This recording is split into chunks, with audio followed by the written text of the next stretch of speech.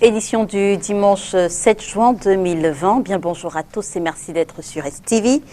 Mort du journaliste Samuel Eboué à Djeka, le gouvernement sort de son silence dans un communiqué radio-presse signé le 5 juin par le chef de division de la communication du ministère de la Défense. On apprend que le journaliste est décédé depuis le 17 août 2019 et que sa famille en a été informée. Une sortie qui a davantage indigné la presse et les défenseurs des droits humains. On en parle. Nous reviendrons également sur cette dernière sortie du président du MRC le 1er juin. Maurice Kamto soutient que le pouvoir manœuvre en sourdine pour organiser la succession de gré à gré, entre guillemets, à la tête de l'État du Cameroun, au mépris de toutes les règles démocratiques de dévolution du pouvoir. Quel crédit accorder à cette sortie? Nos institutions rassurent-elles suffisamment de par leur solidité? On en parle. Et pour sortir de cette émission, on dira un mot sur la reprise des cours le 1er juin. Une semaine après, quel est le retour du terrain après cette semaine d'essai? Peut-on sereinement envisager la rentrée d'octobre prochain? Après les thèmes, nous faisons connaissance avec le panel. Nous recevons ce dimanche Denis Kwebo. Bonjour, vous êtes le consultant permanent de cette émission, journaliste, président du SNJC, le syndicat national des journalistes du Cameroun. Bonjour et merci d'avoir accepté notre invitation. Merci d'être venu ce dimanche encore. Bonjour Léla, bonjour à tous les co-panélistes et bonjour à tous les millions de téléspectateurs qui regardent cette hebdo en ce moment. Alors peut-être une actualité qui vous a marqué en dehors de celle que nous allons aborder dans un instant. Je suis comme beaucoup de nègres, au sens propre et non péjoratif du terme, les événements en cours aux États-Unis d'Amérique, avec une résurgence du mouvement social au moment où la dictature de Trump et du capital faisait rage. Donc il y a eu mort d'hommes. Mais ce qui est important pour nous, les Africains, peuples opprimés, c'est de voir comment est-ce que dans d'autres pays, des citoyens, sans distinction aucune, se mobilisent pour une cause juste. Parce qu'il y a un noir qui est mort et le mouvement en cours aux États-Unis, ce n'est pas celui des Noirs, c'est celui de toute la gauche américaine debout pour que les droits soient respectés. Quand on dit les droits, la dignité, c'est la dignité, y compris celle de tous les citoyens. Et les Camerounais devraient de plus en plus apprendre à organiser ce type de mouvements qui n'ont rien à voir avec les partis politiques, parce que les partis politiques sont clivants. Lorsqu'il y a des clivages, on se rend compte qu'on peut ne pas être d'accord pour des raisons subjectives. Mais ce qui peut unir le plus les peuples en lutte, ceux qui aspirent, n'est-ce pas, au mieux-être, au bien-être, c'est en réalité des conditions qui sont objectives. L'objectif ici, c'est ce qui rassemble ce grand nombre de personnes-là dans la rue. Chez nous aussi, on devait apprendre à faire bloc lorsqu'il y a une cause qui n'a rien à voir avec nos intérêts personnels, pour des causes communes. Merci Denis Kwebo d'être avec nous ce dimanche. À côté de vous, nous recevons le professeur Edmond Biloa. Il est vice-recteur de l'Université de Yaoundé 2 et militant du Rassemblement démocratique du peuple camerounais. Bonjour professeur et merci d'être venu de Yaoundé. Oui, merci. Bonjour Léla. Bonjour aux téléspectateurs de STV. Bonjour à mes copanélistes. Alors, vous qui nous venez de la capitale politique du Cameroun, comment est-ce que vous appréciez justement l'interdiction du gouverneur de la région du Centre? Plus de veillées funèbres à cause du Covid-19. Je veux savoir, pour vous, cette décision, est-ce qu'elle est en phase finalement avec les décisions prises avant, c'est-à-dire l'ouverture des bars, l'ouverture des boîtes de nuit, l'ouverture des snacks? Bon, en fait, je pense que la décision du gouverneur du Centre vise à protéger les Camerounais, en faire en sorte que les Camerounais ne prennent pas de risques inutiles. Parce que quand on parle de veiller chez nous, ça veut dire une agglomération de beaucoup de gens. On a vu ces derniers temps qu'il y a eu des obsèques qui ont drainé plus de 500 personnes, alors que les prescriptions du gouvernement avaient demandé qu'on n'ait pas des foules de plus de 50 personnes. Donc je pense que le gouverneur du Centre a à cœur la santé et la sécurité des Camerounais. D'ailleurs, je pense qu'il n'est pas le premier qui est en charge l'administration territoriale, il y a des préfets qui avaient déjà pris des décisions similaires. Donc je pense que c'est pour protéger les... Ma question justement, professeur, c'est en quoi cette agglomération de beaucoup de gens est différente de ce qu'on voit dans les boîtes de nuit en ce moment? Bon, je ne suis pas un familier des boîtes de nuit, mais en passant sur la route... Belle pirouette, professeur. En passant sur la route, je vois qu'il y a des gens dans les bars ou dans les snack bars. À Yaoundé, notamment, les snack bars les bars n'attirent pas grand monde de ces jours-ci. Depuis que le gouvernement a commencé à dire aux gens de faire attention, il n'y a pas grand monde dans les snack bars. Il n'y en a pas au point d'avoir plus de 50 personnes. Je ne sais pas pour ce qui est de Douala parce que je ne vis pas à Douala. Mais en fait, la sensibilisation doit être constante. Parce que quand on a un tout petit peu relâché la vigilance, les gens ont cru que la pandémie était terminée. Donc il faut accentuer la vigilance, il faut continuer à prêcher comme des moines, à dire aux gens, faites attention. Et d'ailleurs, le discours, les nombreux tweets du ministre de la Santé publique disent toujours, restez chez vous. Restez chez vous. Ce n'est pas parce qu'on vous a dit que vous pouviez aller au snack bar, au bar et dans les boîtes de nuit que vous êtes dans l'obligation d'y aller. Vous comprenez donc quand certains parlent de l'incohérence du gouvernement. On a d'une part le Premier ministre et ses instructions qui disent « Ok, vous pouvez finalement aller dans les bars » et puis on a le ministre de la Santé qui continue de dire « Restez chez vous ». Oui, écoutez, je ne sais pas s'il s'agit d'incohérence. Les bars peuvent être ouverts. Vous pouvez y aller ou envoyer votre enfant acheter de la boisson et vous consommez de la boisson chez vous. Ce n'est pas parce que les bars sont ouverts qu'il faut forcément y aller. Vous voyez, le gouvernement, à mon sens, était entre le marteau et l'enclume.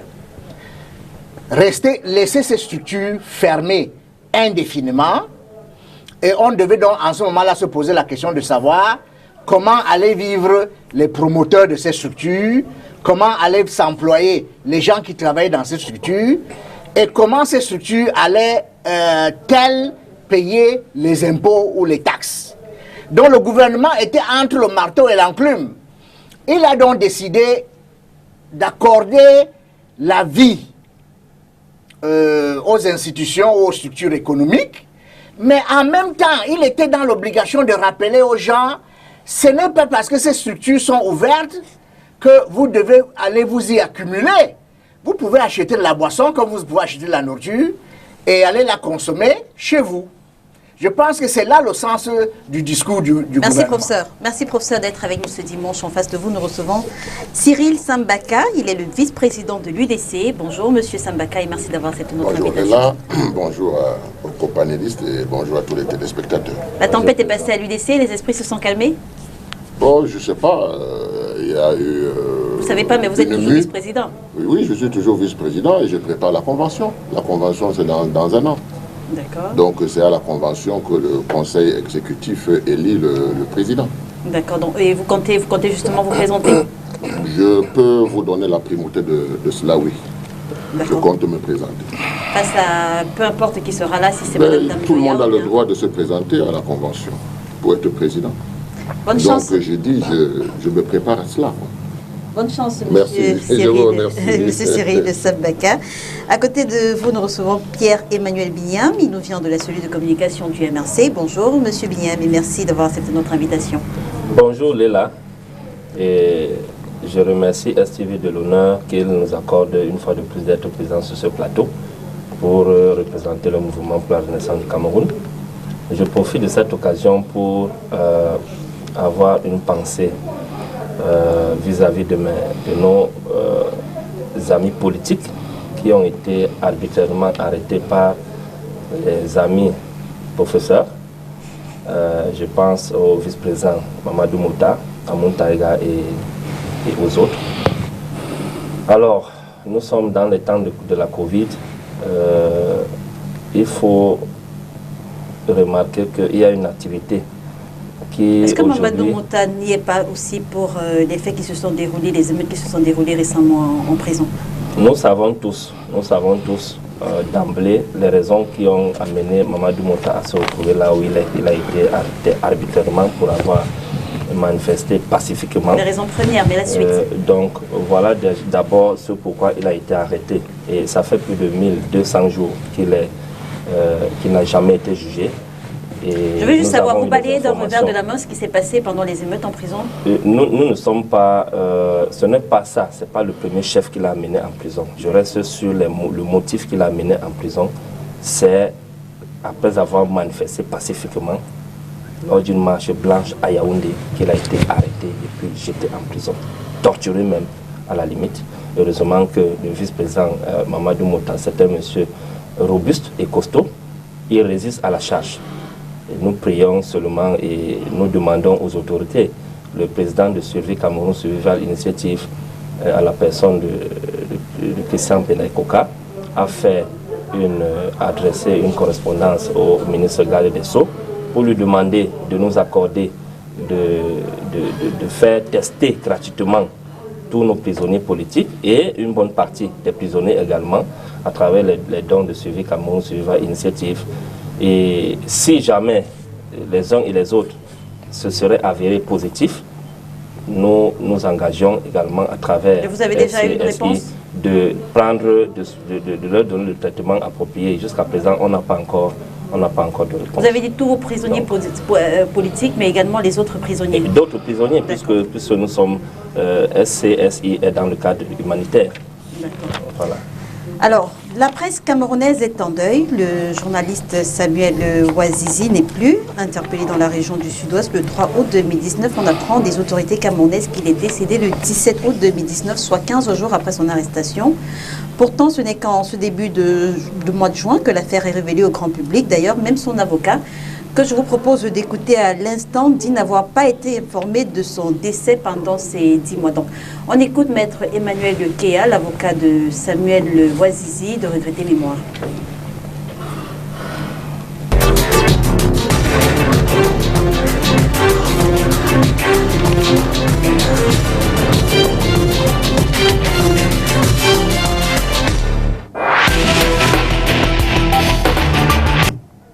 Yeah, all of them are in a bad shape. I'm just talking to the brother now. Les membres de la famille de Ouazizi sont mal en point. Je viens de parler avec son frère. Et quand Ouazizi a été arrêté, il nous a contactés pour le représenter. Il nous a donné les numéros de son confident et des membres de sa famille. Aucun d'entre eux n'était au courant que Ouazizi était décédé. Donc, je ne sais pas si le gouvernement a fabriqué d'autres membres de la famille de Samuel Ouazizi. La date qui est donnée par le gouvernement comme jour de son décès, nous étions au tribunal et nous n'avions aucune nouvelle. Pour le moment, nous, les membres de son conseil, échangeons pour savoir quelle stratégie adopter pour avoir des réponses à de multiples questions. Ce que nous demandons à présent, si Ouazizi est décédé, c'est qu'on nous montre son corps et nous allons mener des actions pour que les causes exactes de son décès soient connues. We are going to pursue the matter further to ask questions as to the cause of death.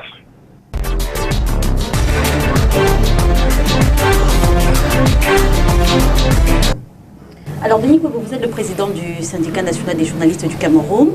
Après ce communiqué du gouvernement camerounais, dans un tweet sur les réseaux sociaux, justement, vous avez affirmé que tout ceci est un tissu de mensonges. Qu'est-ce qui est exactement mensonge dans ce communiqué Radio-Presse? Merci Léla. Je voudrais d'abord rendre un hommage à la mémoire de Samuel Ouazizi et encourager et féliciter tous les camarades journalistes, travailleurs de médias à travers le Cameroun et à l'étranger qui émus ont manifesté pour Samuel Ouazizi. Et un message aussi à tous les médias du monde entier qui savent que les journalistes du Cameroun viennent de subir une grave agression. Je parle bien des journalistes du Cameroun, parce que la mort de Ouazizi est un message que le gouvernement du Cameroun envoie à tous les journalistes du Cameroun. Et nous avons très bien reçu le message. Quel est ce message, Denis Kobo? Le message, c'est que on se fiche de tout. Le message, c'est qu'on ne compte pas. Le message, c'est que la condescendance, la force, la brutalité sont au-dessus des efforts quotidiens que nous menons pour que les Camerounais dans leur immense majorité, soient informés. Je dis bien les Camerounais, sans distinction de chapelle, sans aucune distinction. Nous avons dit, et nous le disons d'autorité, vous savez qu'on est en pleine opération d'intimidation. Le communiqué qui a été diffusé, en réalité, voulait nous faire descendre aussitôt dans la rue pour être massacrés. Et j'ai vite fait de dire que c'est un tissu de mensonges. Quand le président d'un syndicat de journalistes dit que c'est un tissu de mensonges, tout le monde doit savoir qu'il s'agit effectivement d'un tissu de mensonges. Quand vous avez un communiqué qui est un tissu de mensonges, vous n'avez pas besoin de gaspiller votre énergie pour démonter les mensonges. Si nous, on indique les éléments de mensonges, comme on a commencé à le faire, parce que le gouvernement avait organisé une fuite, avait organisé une communication qu'il a glissée dans un journal de service, et parce qu'au début, le gouvernement, les gens qui nous contaient, nous disaient qu'on a informé son père et sa mère avaient été dûment informés. Je crois que nous avons été un peu maladroits de leur faire savoir qu'il n'a ni père ni mère. Et on a modifié. Et au début, quand il communiquait, il pensait que Samir Ouazizi avait un père et une mère. Samir Ouazizi, c'est un orphelin. Vous savez que c'est d'une extrême gravité. Beaucoup d'entre nous ont des enfants.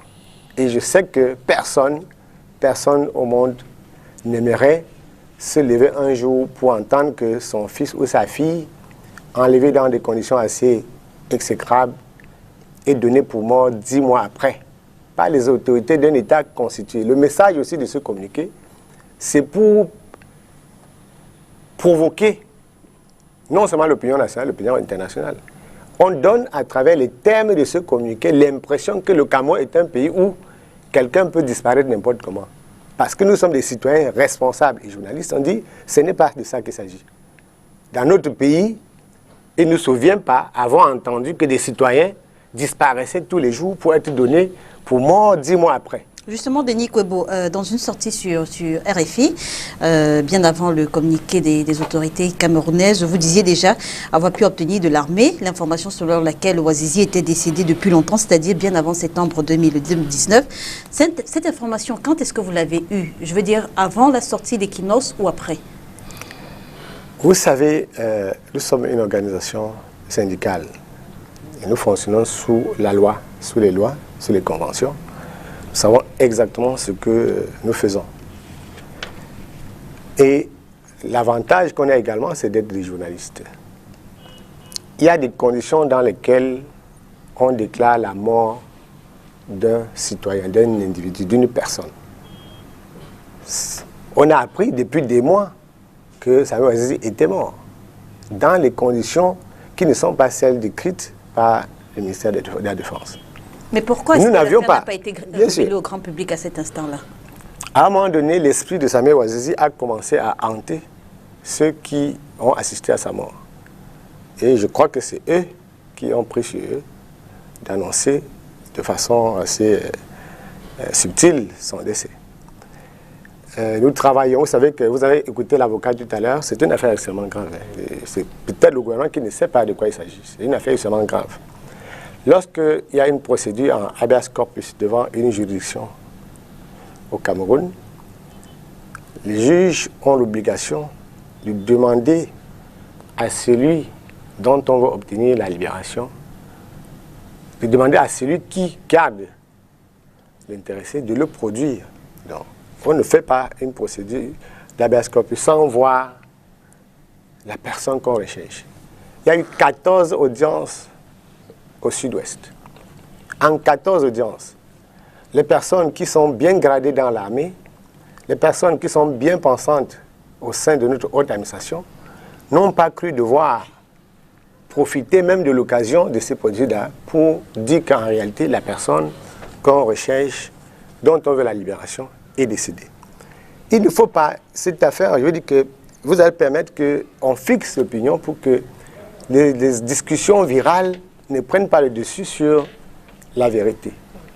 Et ce qui est en cause, c'est la vérité des faits. Ce n'est pas les éléments, c'est-à-dire les éléments qui sont contenus dans le communiqué, c'est des éléments qui pouvaient bien être exposés devant les tribunaux. Le jour où nous avons appris, le 4 août 2019, la nouvelle de l'interpellation de Samir Ouazizi, nous avions contacté les autorités qui le gardaient à vue. Ces autorités ont été diligentes. Elles ont communiqué avec la personne du président du SNJC.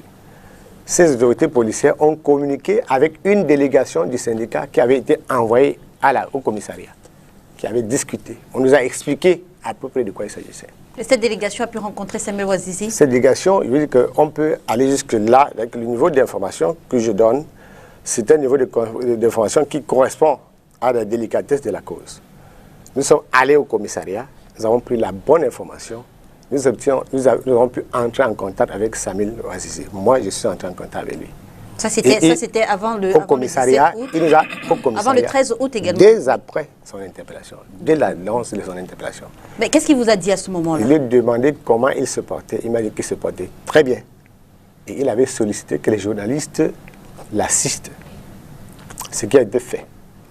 Nous ne voulions pas à l'époque qu'on nous amène sur d'autres terrains. On a, avec la famille, pensé que constituer un avocat, parce que nous croyons, et nous croyons qu'on est dans un état de droit, était la chose à faire. Nous l'avons fait. L'avocat a introduit une demande de mise en liberté provisoire.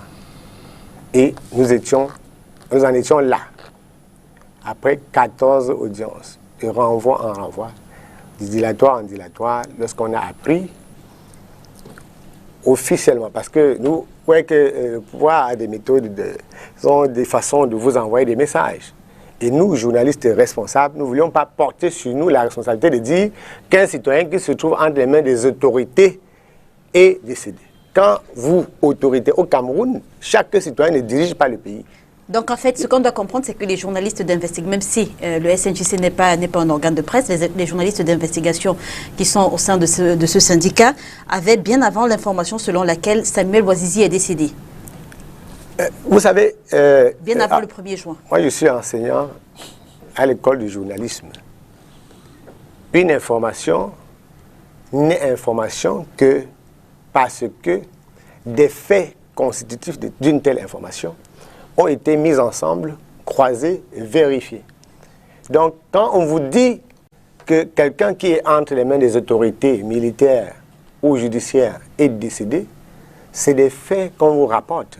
Ce n'est pas une information. Et lorsque vous avez ces faits-là émanant de sources diverses, contradictoires, vous pouvez continuer. Nous étions dans le process de transformation des faits, des allégations en informations lorsque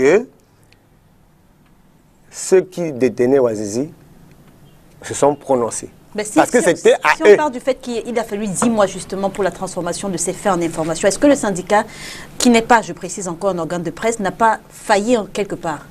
Voilà, c'est une très bonne question parce que nous sommes dans une situation, je ne veux pas parler du Cameroun, où les gens commettent des forfaits, ils commettent des crimes, on tue des gens et on demande aux victimes d'avoir la charge de répondre. Vous pensez, comment est-ce qu'on peut demander à un syndicat de journalistes de répondre de la disparition tragique d'un de ses membres, avec tous les efforts qui ont été faits, avec tous les efforts, je dis bien les efforts qui ont été faits, le traumatisme qu'on a vécu, nos camarades du Sud-Est sont allés aux audiences plus... Vous pensez que des gens qui se constituent, qui causent un peu de sous pour prendre les services d'un avocat, se fichent pas mal du sort de leurs camarades? Les gens qui sont au tribunal tous les jours pour accompagner les avocats, pour demander qu'on produise un citoyen. Vous voulez qu'on fasse quoi? Vous voulez que... Et là, je l'ai dit ailleurs. Le SNJC n'a pas encore les moyens et n'a pas l'intention de constituer un commando illégal qui va se charger d'aller retirer les gens de prison ou des cellules. Donc en fait, le SNJC, sous la loi, protège les intérêts sociaux professionnels de ses membres. Vous avez vu que au moins à 99%, nous avons du succès. Quand un de nos membres est interpellé, nous nous en remettons à l'autorité compétente. Justement avec le cas Mimi Mefo, le cas Théodore Tchopa, David Yenge. Donc ce qu'on doit comprendre, c'est que Samuel Ouazizi a bénéficié du même type d'accompagnement que ces cas précédents. Tout le monde le sait.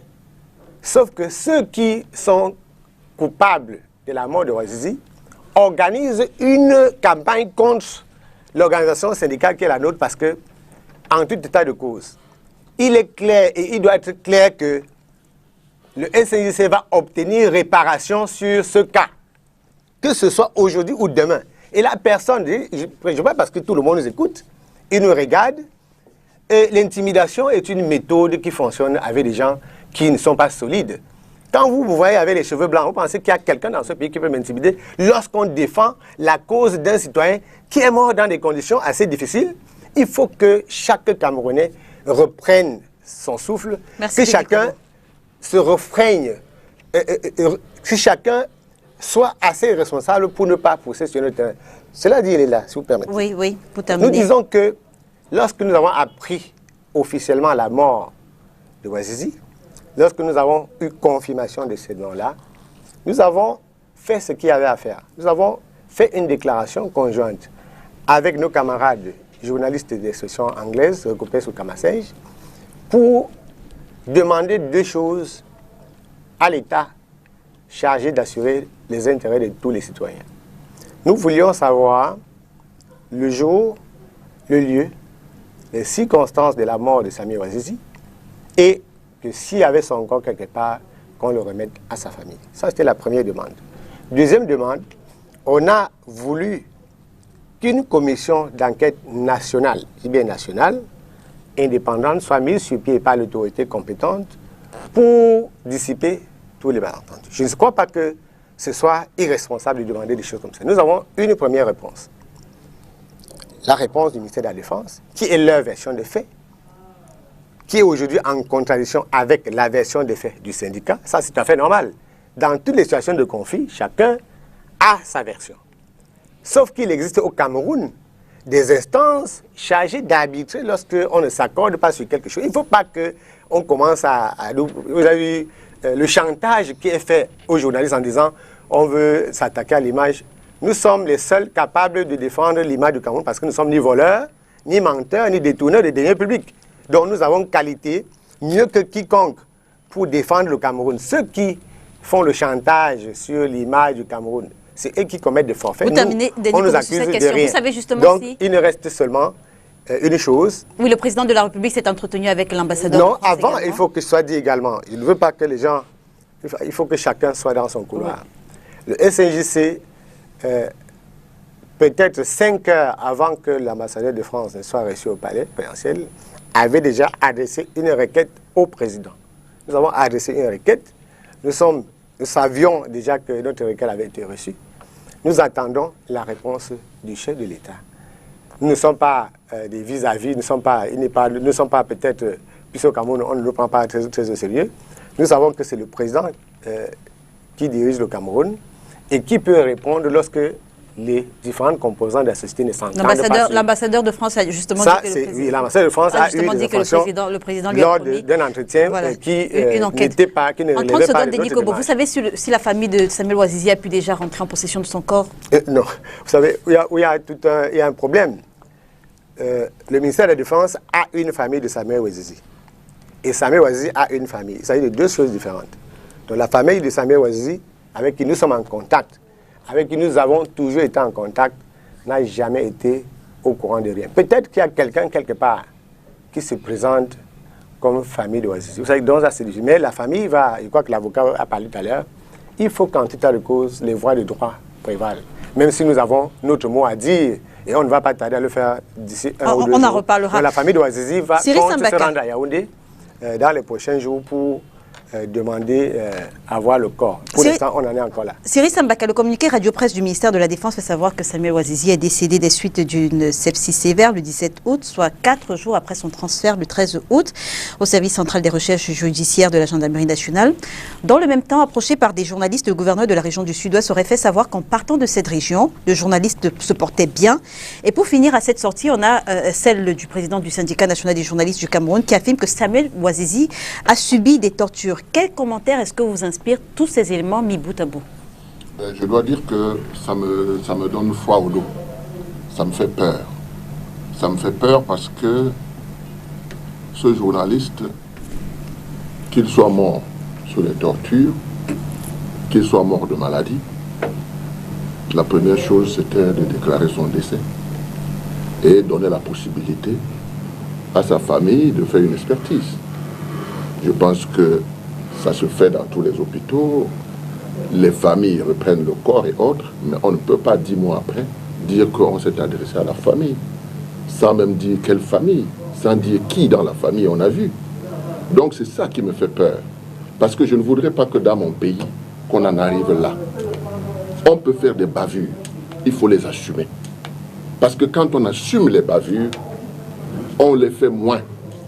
Mais si on les passe tout à perte et profit, ça ne va pas s'arrêter. Ça ne va pas s'arrêter. Parce que l'information qu'on nous donne, vous-même voyez qu'elle est contradictoire. Elle vient combien de temps après? Et quand on vous dit que des gens sont partis au tribunal 14 fois, 10 fois je crois, c'est 14 fois, on n'a jamais parlé de cela. Or, ils ont été signifiés. Ils ne sont pas venus dire qu'il y a tel ou tel problème. Ils n'ont pas présenté le Ouazizi. Et puis, un beau jour, sous forte pression, peut-être que la famille des Ouazizi, vous savez, nous sommes des Bantous et nous sommes des Africains.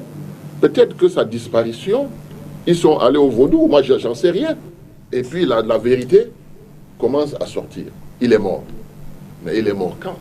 Tous les Camerounais ont le droit de savoir. Pourquoi? Parce que, vous voyez, un État fonctionne bien quand il y a les pouvoirs séparés. Un État fonctionne bien quand il y a le dialogue. Mais ce qui est impressionnant dans notre pays, c'est que tout ce qui se passe ici est calqué, notre administration est calquée sur l'administration coloniale. Elle n'a pas de compte à nous rendre. Ce que l'administration a dit, parole d'évangile. Il faut... Et vous voyez comment, chaque fois que quelque chose a été dit et que l'administration a dit non, quand le président de la République intervient, la vérité réjaillit. C'est comme si rien ne s'est passé, tout le monde se range. Non, il faut que nous ayons quand même des responsables dans la vie. Une administration ne peut pas avoir un seul responsable. Il y a des gens qui occupent des fonctions, ils doivent rendre compte. Si c'est l'armée qui a pris ce monsieur, et que c'est entre leurs mains qu'il est mort, il faut toute la clarification. Et puis, de toutes les façons, ils sont disqualifiés à partir du moment où c'est 10 mois après, quand le scandale éclate, qu'ils se permettent d'envoyer un communiqué. Cela montre à souhait que, ma foi, ils n'ont pas d'explication à donner et qu'on n'est même pas sûr qu'on retrouvera le corps de ce monsieur. Parce que si on s'en prend, on voit comment est-ce que les choses sont en train d'être faites, ça veut dire que la bavure était tellement forte qu'il n'y avait pas moyen de faire autrement que de faire disparaître l'affaire. Or, l'affaire n'a pas disparu, elle a réjailli, et ce qu'on attend aujourd'hui, c'est de dire la vérité. Professeur Edmond Bilois, beaucoup de personnes, dont Cyril Sambaka également, notent des zones d'ombre dans le communiqué des autorités camerounaises. C'est le cas de Cyril Sambaka, je le disais, c'est également le cas de Denis Kwebo, décédé il y a 10 mois, pourtant son procès avait toujours cours. La réaction du ministère de la Défense, vous, professeur, est-ce qu'elle vous convainc? Bon, avant que je m'exprime sur le communiqué du chef de la cellule de communication du ministère de la Défense, je voudrais exprimer à la famille de Samuel Ouazizi les condoléances et les sentiments de compassion du Rassemblement démocratique du peuple camerounais. Donc le parti m'a chargé de faire par le canal de STV à la famille de Ouazizi ses condoléances. Maintenant, je voudrais dire que cette affaire-là semble être plus ou moins liée à la lutte contre le terrorisme. Et tout le monde sait qu'il n'est pas souvent facile de démêler les chevaux dans la lutte contre le terrorisme. Comment opérer le tri des individus, des associations, des professionnels, des journalistes, des touristes, etc. Donc, la probabilité des erreurs de jugement et d'appréciation est extrêmement forte. Et il arrive qu'il y ait donc des risques ou des bavures ou des erreurs. C'est peut-être ce qui s'est passé. Beaucoup de Camerounais et même de professionnels ne sont pas au fait de la loi de 2014-028 sur le terrorisme oui. au Cameroun. Et donc, je pense que comme tous les Camerounais, je pense que le Rassemblement démocratique du peuple camerounais souhaiterait que lumière soit faite sur cette affaire. les plus hautes autorités de la République ont déjà promis l'ouverture d'une enquête sur cette affaire. Et l'enquête devra se faire le plus rapidement possible, comme sur ce qui s'est passé à Garbu. Parce que il y va de l'image du Cameroun. Il y va de l'image des gouvernants du Cameroun. Et il y va de l'image de tous les hommes politiques du Cameroun. Maintenant, la plus haute autorité de la République ayant promis qu'il y aura donc il y aura ouverture d'une enquête. Maintenant, on ne peut plus continuer à supputer sur ce qu'a dit le ministère de la Défense, parce que le ministère de la Défense est un acteur important dans cette affaire.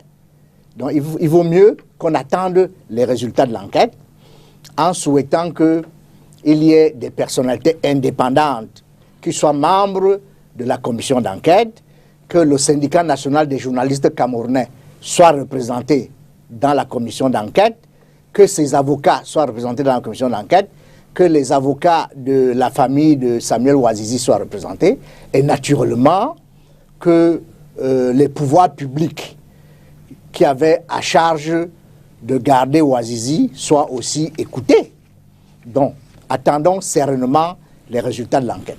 Êtes-vous confiant, Pierre-Emmanuel Biam, face aux résultats de cette enquête, au regard justement des dernières enquêtes prescrites par le chef de l'État et des résultats que ces enquêtes l'ont donné, Garbu, les femmes abattues à l'extrême nord. Est-ce que vous êtes confiant? Voilà. J'aimerais tout d'abord m'associer au président du syndicat national des journalistes du Cameroun, M. Denis Kouebo, et à tous mes panélistes pour marquer ou bien partager une profonde gratitude et manifester ma solidarité à la famille de Samuel Ouazizi. Parce que une mort d'un journaliste au Cameroun, pour nous, au MRC, c'est une mort de trop. De trop. Et cette mort nous amène à se poser des questions. On ressort trois problématiques à travers cette mort de Samuel Ouazizi. La première problématique, c'est la déshumanisation des citoyens camerounais par le régime du président Paul Biya. Le Cameroun a pourtant ratifié aux accords internationaux qui donnent tous les droits aux citoyens d'avoir droit à la vie, à l'éducation, à la protection et autres. La Charte universelle des droits de l'homme demande que nous tous, même si nous sommes condamnés, même si on estime que nous sommes des gens qui sont voués à la guillotine, on a besoin d'un minimum de bien-être, tel que la nourriture, les soins lorsque nous sommes malades, même en cas de détention. Aujourd'hui, on constate que le Camerounais est déshumanisé. Le régime, avec les autorités, les forces de sécurité de notre pays, n'accorde pas tellement d'intérêt aux citoyens. Venez dans les quartiers, au quotidien. Voyez comment on interpelle les gens, tout simplement parce que ton voisin s'est levé et vous ne vous entendez pas sur un point.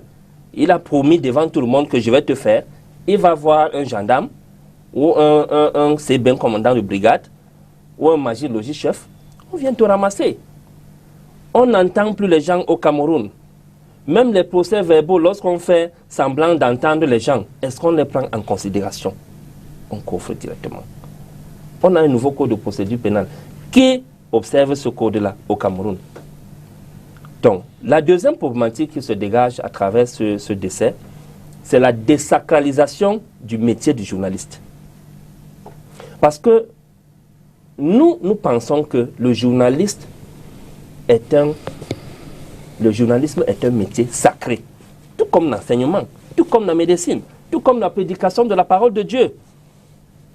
Parce que voilà quelqu'un qui est au quotidien, au four et au moulin, pour informer la population, pour éduquer la population, pour éveiller les consciences. Mais la façon dont il est chosifié, ça fait couler les larmes dans notre pays. Le journaliste n'est pas protégé au Cameroun.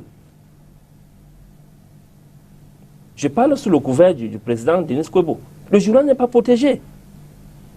Qui prend en compte les aspirations des journalistes dans ce pays à la fin? Qui?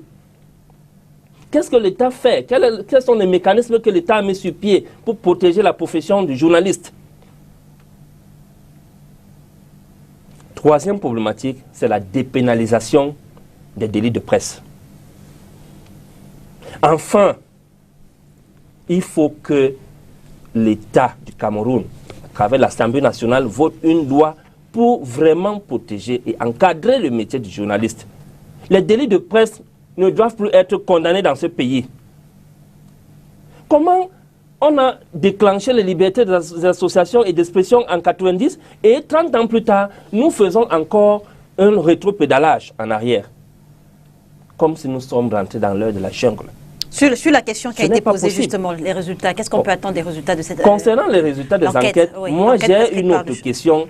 Les résultats d'enquête vont-elles ramener Samuel Ouazizi à sa famille en vie? Ces résultats d'enquête, des décès, des curés, d'autres journalistes comme Koum, des détentions illégales et des tortures que les journalistes subissent de part et d'autre. Après même que ces enquêtes soient publiées, après même que les verdicts soient prononcés, généralement, la plupart du temps, on demande des dommages et intérêts. Est-ce que ces dommages et intérêts sont souvent envoyés vers les familles endeuillées ou qui souffrent de la perte de leurs membres? Donc, sincèrement, c'est une bonne chose. Est-ce que les résultats de cette enquête peuvent faire changer les choses? Je veux dire, si ces enquêtes sont sur la mouvance des résultats de l'enquête de Ngarbou, oui, sincèrement, en tant que représentant du MRC, je dis que ça sera une avancée. Okay. Parce qu'on a quand même pris note, à travers le président national de MRC, pour dire que les résultats de l'enquête de Ngarbou étaient une avancée. C'est un pas qu'on a marqué en avant vers ce qu'on appelle indépendance dans l'équipe qui a été mise en place pour cette enquête. Maintenant, il ne faudrait pas que cette enquête se limite, et ça c'est la position de MRC, sur Samuel Ouazizi. C'est une enquête qui doit également être menée sur beaucoup de cas similaires, parce qu'aujourd'hui c'est Samuel Ouazizi. Voilà quelqu'un qui est décédé depuis près d'1 an aujourd'hui, dont les forces de sécurité nous ont caché le décès. Comme le président Denis Kwebo disait, c'était scandaleux, il fallait au moins annoncer ce décès-là. Alors, quels sont d'autres cas que nous ne connaissons pas? Pas forcément des journalistes de métier, c'est-à-dire que formés et qui sont reconnus, mais aujourd'hui nous savons que même dans les réseaux sociaux, tous ceux qui interviennent, qui ont les pages Facebook et tous sont considérés comme les gens qui travaillent pour la presse. Il y a beaucoup d'autres cas. Donc cette enquête doit s'étendre sur d'autres cas. Denis Kwebo. Et elle doit être vraiment indépendante. Merci, monsieur Bignam. Denis Kwebo, vous avez dit tout à l'heure que le SNJC, on sort de ce sujet avec vous, vous avez dit tout à l'heure que le SNJC fera tout pour qu'il y ait réparation. À quelle action est-ce qu'il faut s'attendre de la part du syndicat dès demain?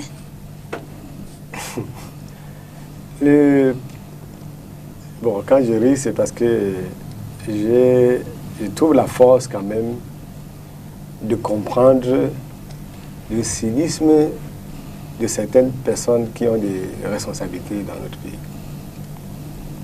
Je me réjouis d'abord de la position du professeur Biloa, qui aurait peut-être inspiré ceux qui ont réagi.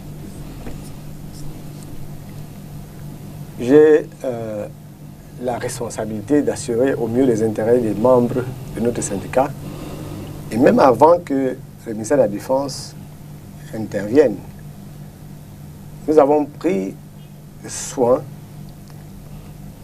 de dire aux autorités compétentes de ne pas avoir l'attitude qu'elles ont souvent lorsqu'il y a des cas comme ça. Nous l'avons fait. Donc, il faut en toute transparence le dire. Nous avons dit, nous n'avons pas envie de faire un procès. Lorsque le syndicat avait constitué un avocat, c'est parce que les citoyens ne doivent pas se rendre justice. Il faut que la justice fasse désormais son travail au Cameroun. Donc chaque fois, si on n'est pas d'accord sur un point, je dis au point de rupture, il faut qu'intervienne l'autorité, l'instance qui, pour l'instant au Cameroun, tranche. C'est la justice. Et là, il faut, parce que quand il y a mort d'homme, il y a des choses qui se disent, les citoyens peuvent se perdre, les gens se cachent derrière des artifices pour diaboliser, par exemple, les organisations de la presse et couvrir le problème, couvrir la vérité. Donc nous faisons des clarifications pour que la vérité là jaillisse. Si le gouvernement du Cameroun avait réagi comme le professeur Bilo vient de réagir, nous, on serait à autre chose maintenant.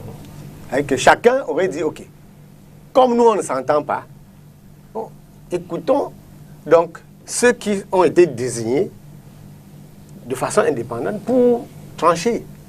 Là, on reviendrait sur qui a fait quoi. Samuel Ouazizi était entre les mains de la police et nous attendions à ce que, devant une cour de justice, l'accusation présente les preuves et que la défense argumente. Malheureusement, on n'a pas eu droit à ça. Ce que nous disons à travers ce cas, c'est que nul ne doit se rendre justice. Autant moi, je ne dois pas prendre, c'est pas un gourdin pour aller assommer quelqu'un, autant moi, je ne dois pas mettre en jugement un élément de force de défense de sécurité, autant cela doit être valable pour les autorités. La vérité qu'on demande dans l'affaire Ouazizi, c'est pour l'intérêt du Cameroun. Parce que notre pays ne doit pas devenir un État où quelqu'un peut disparaître n'importe comment. Même le plus grand criminel du monde a droit à une saine administration de la justice. Et c'est terriblement provocateur de mettre en avant le fait que Ouazizi aurait été ci ou ça. Oui, il aurait été ci ou ça. Pourquoi, en tant que citoyen respectueux des droits, vous n'avez pas demandé l'arbitrage d'une instance judiciaire? C'est de ça qu'il s'agit. Et il faut que nous en appelons à la responsabilité de tous.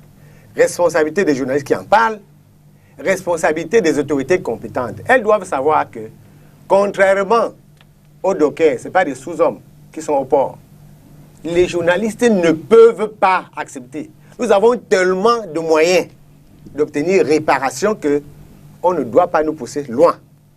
Donc, on s'attend, en attendant que le chef de l'État annonce la création de la commission d'enquête, les journalistes vont manifester. Nous allons manifester quand nous voulons, là où nous voulons.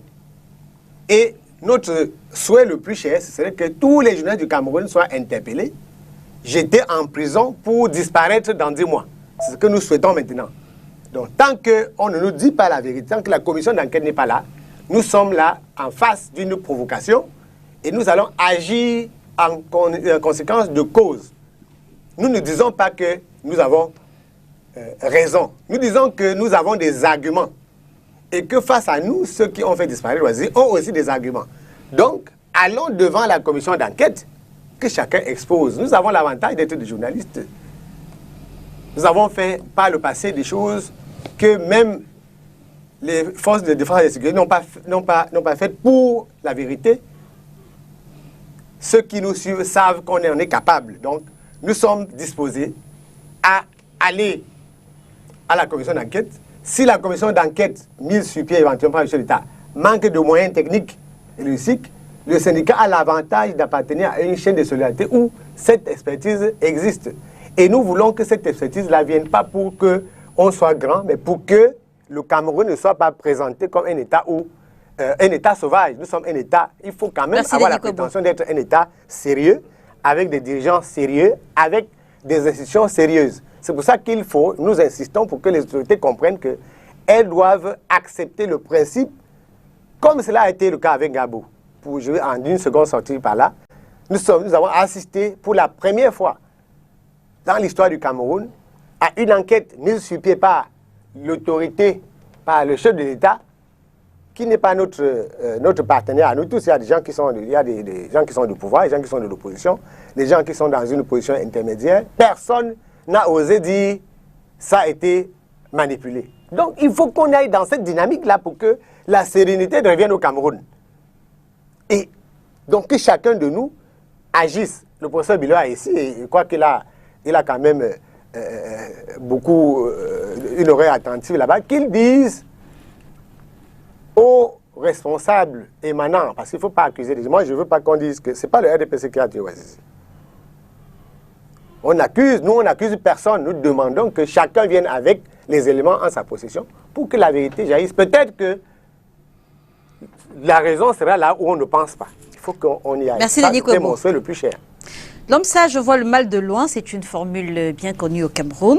Est-ce le cas de Maurice Kamto? Le président du MRC, dans une récente sortie, prévient les Camerounais des manœuvres qui seraient en cours pour permettre une succession de gré à gré au sommet de l'État.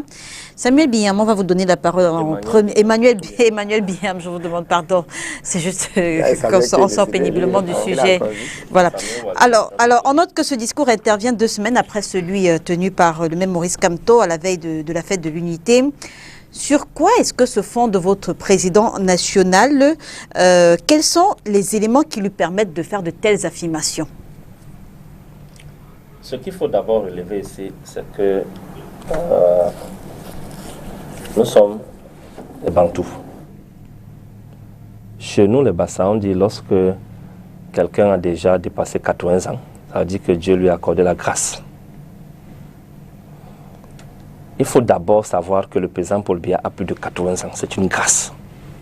Ça veut dire qu'il est en train de vivre des jours supplémentaires qui lui ont été donnés par la grâce de Dieu. Et qu'il est normal. Moi, ma maman est née en 42.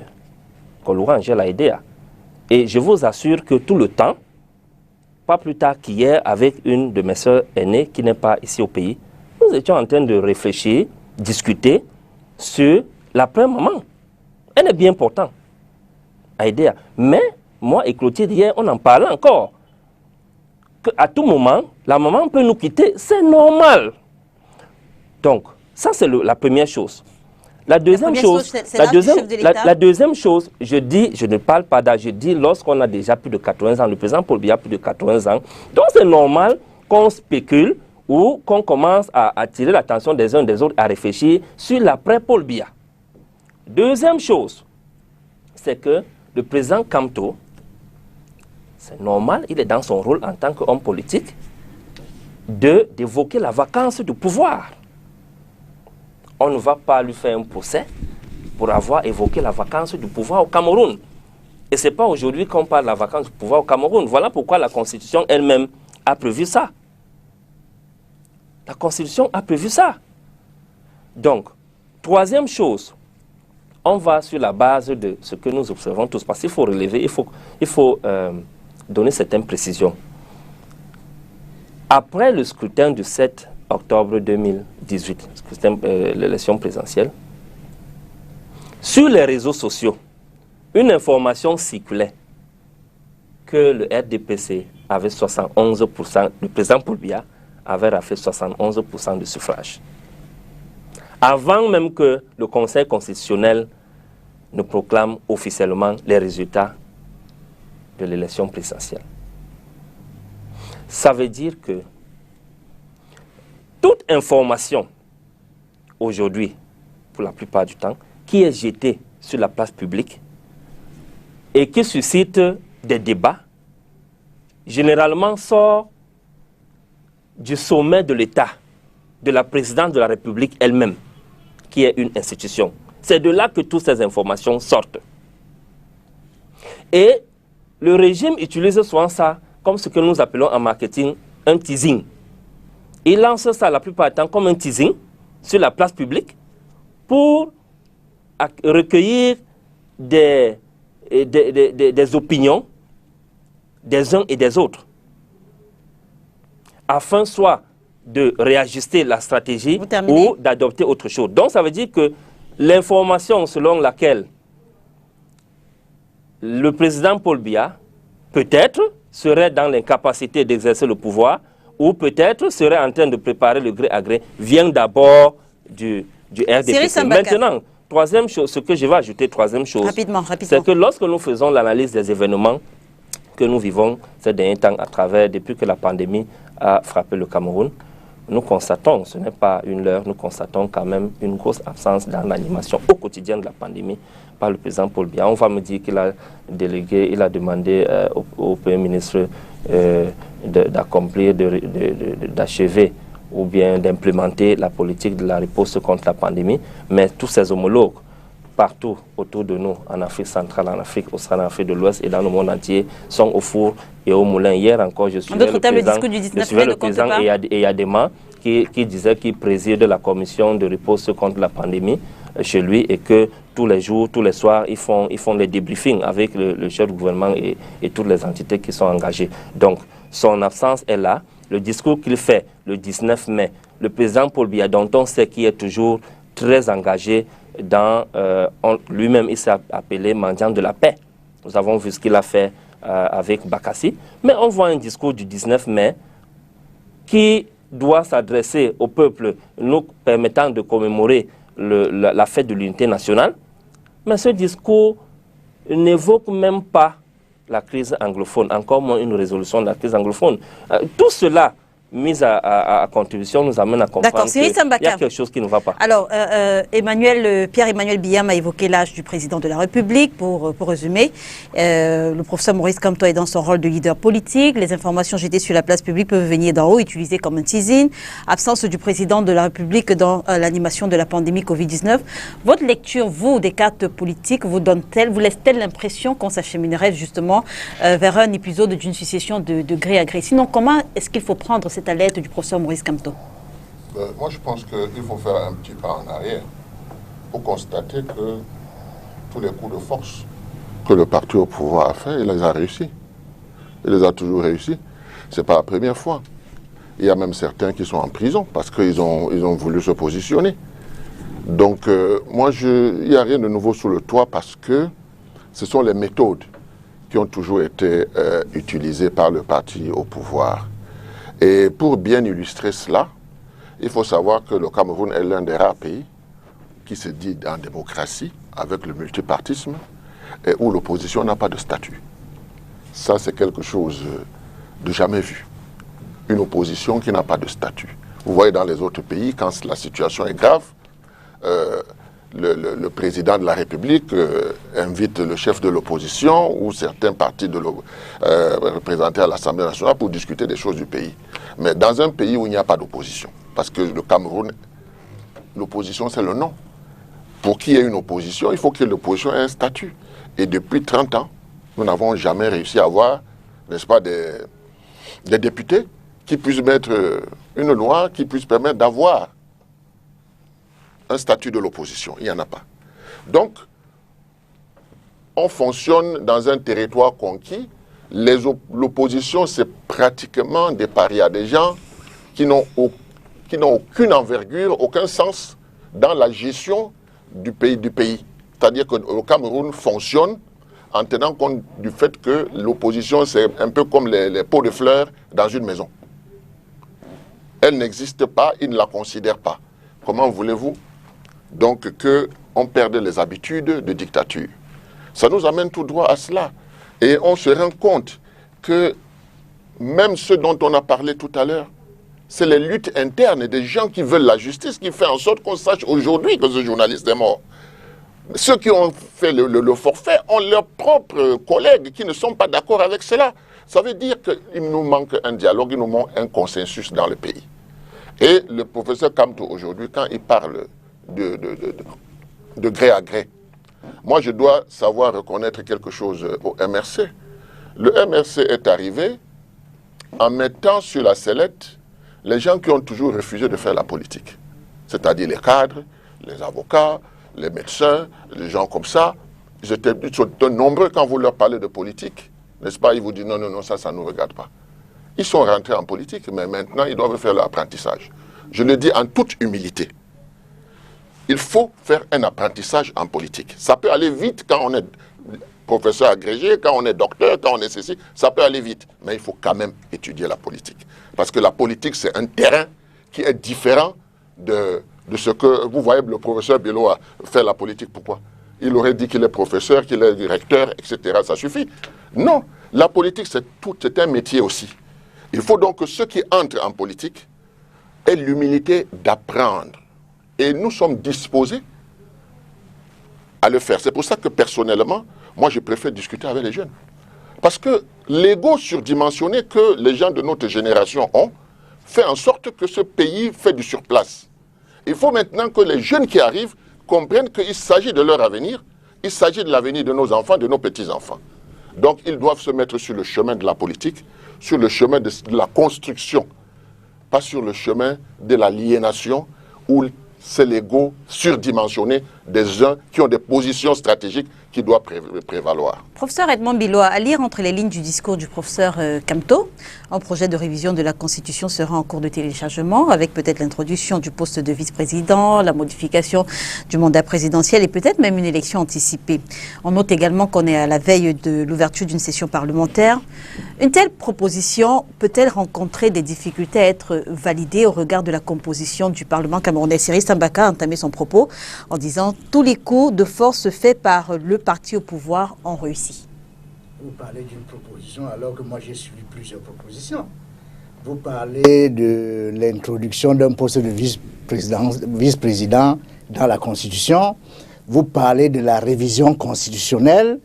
Ça fait plusieurs propositions à la fois. Bon, je pense que le président du MRC n'est pas le seul à avoir fait ces propositions. Ces propositions ont été faites depuis belle lurette. L'honorable Sambaka est là devant moi. Ce n'est pas la première fois qu'on en parle.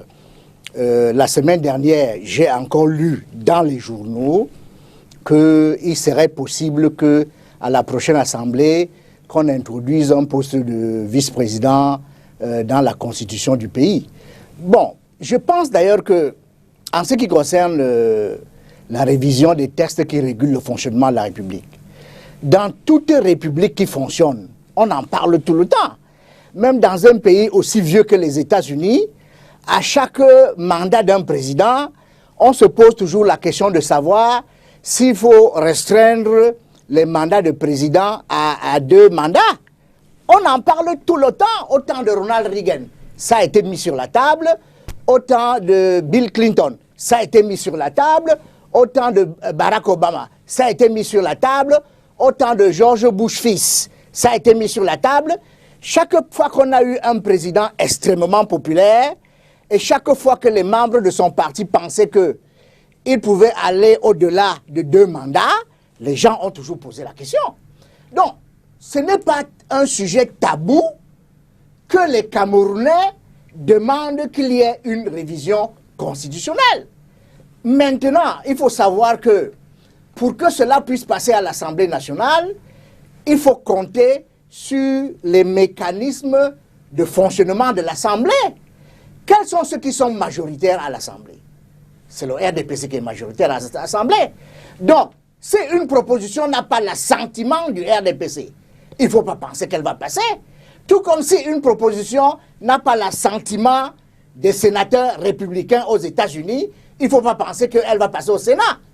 C'est juste des mécanismes normaux de fonctionnement d'une démocratie. Maintenant, si il se fait sentir le besoin d'une révision constitutionnelle, qu'elle soit le fait du gouvernement, ou qu'elle soit souhaitée par le peuple, ou qu'elle soit souhaitée par l'opposition, s'il y a un minimum de consensus, ça peut passer.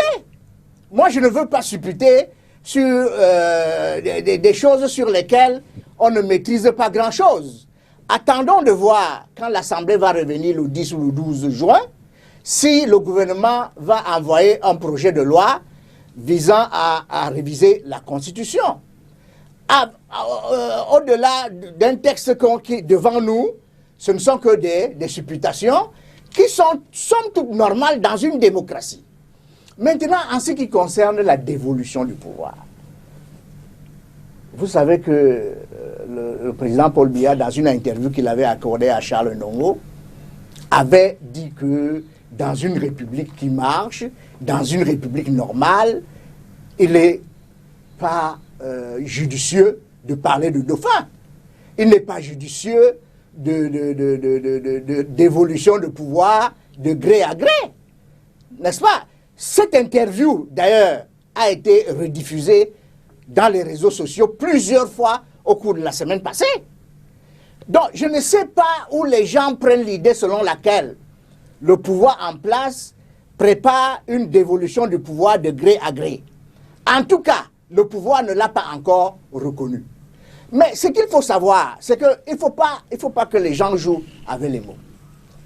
Si la Constitution prévoit que le successeur constitutionnel, c'est le président de la République ou le vice-président de la République, c'est une dévolution de pouvoir de gré à gré constitutionnel. Oui, c'est une dévolution de pouvoir de gré à gré constitutionnel. C'est comme ça que le président Paul Biya est arrivé au pouvoir. Ça ne cause aucun problème si c'est reconnu par les textes de la République.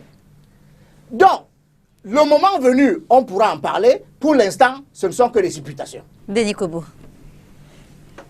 Bon, je vais parler plutôt à la suite de Cyril Sambaka, qui est un vieux militant politique, au sens propre du terme. Je fais beaucoup de mécontents lorsque je parle. Et que nous avons installé les Camerounais dans beaucoup d'illusions. Il y a un peu de mysticisme dans la façon de faire la politique au Cameroun. Cela est valable pour la plupart des acteurs politiques. Au RDPC, on fait beaucoup de mysticisme. À l'époque, quand moi j'étais encore jeune, on m'appelait Chairman. On m'appelait Chairman Frunzi. Je me rasais à moitié la tête quand j'étais au collège. Parce que j'avais des forces, comme le chairman qui arrêtait les balles. En réalité, il arrêtait les balles parce qu'on n'avait jamais tiré une balle sur lui. Il y avait Edi Kakwa qui marchait sur l'eau, sur le Vouri, tout simplement parce qu'il n'y était jamais allé. Donc, ça a alimenté. Il y avait Kodok qui avait des pouvoirs terribles. Si même qu'à l'UPC, avec son sac, à l'UPC, tout le monde avait peur.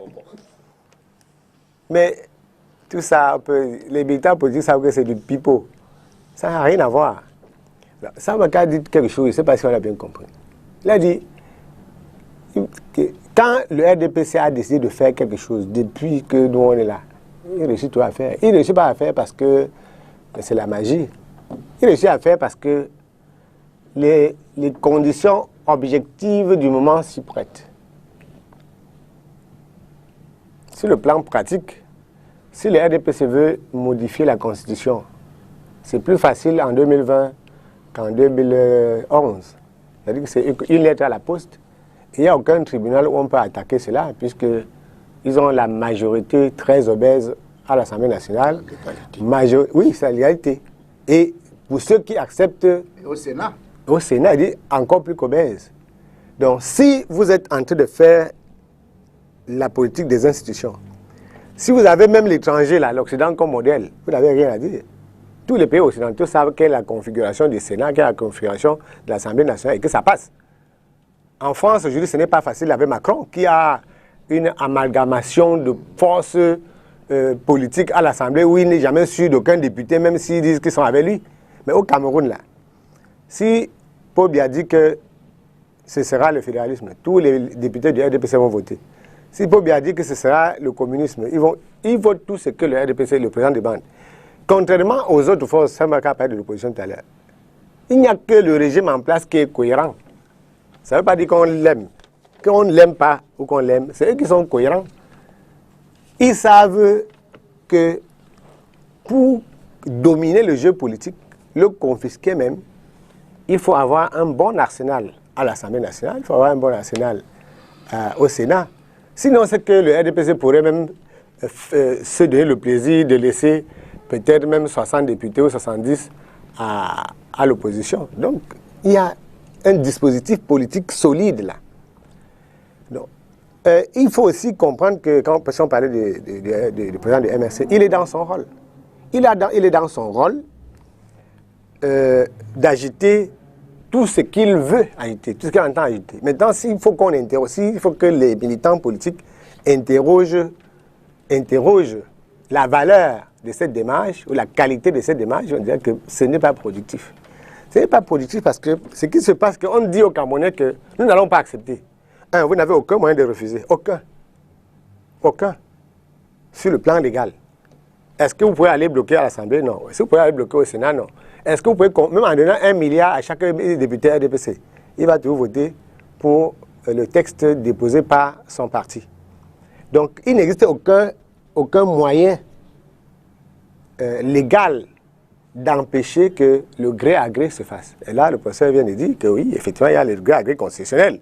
Parce qu'on a déjà dit dans la Constitution qu'en cas de vacances de la présidence, voici ce qui va se passer.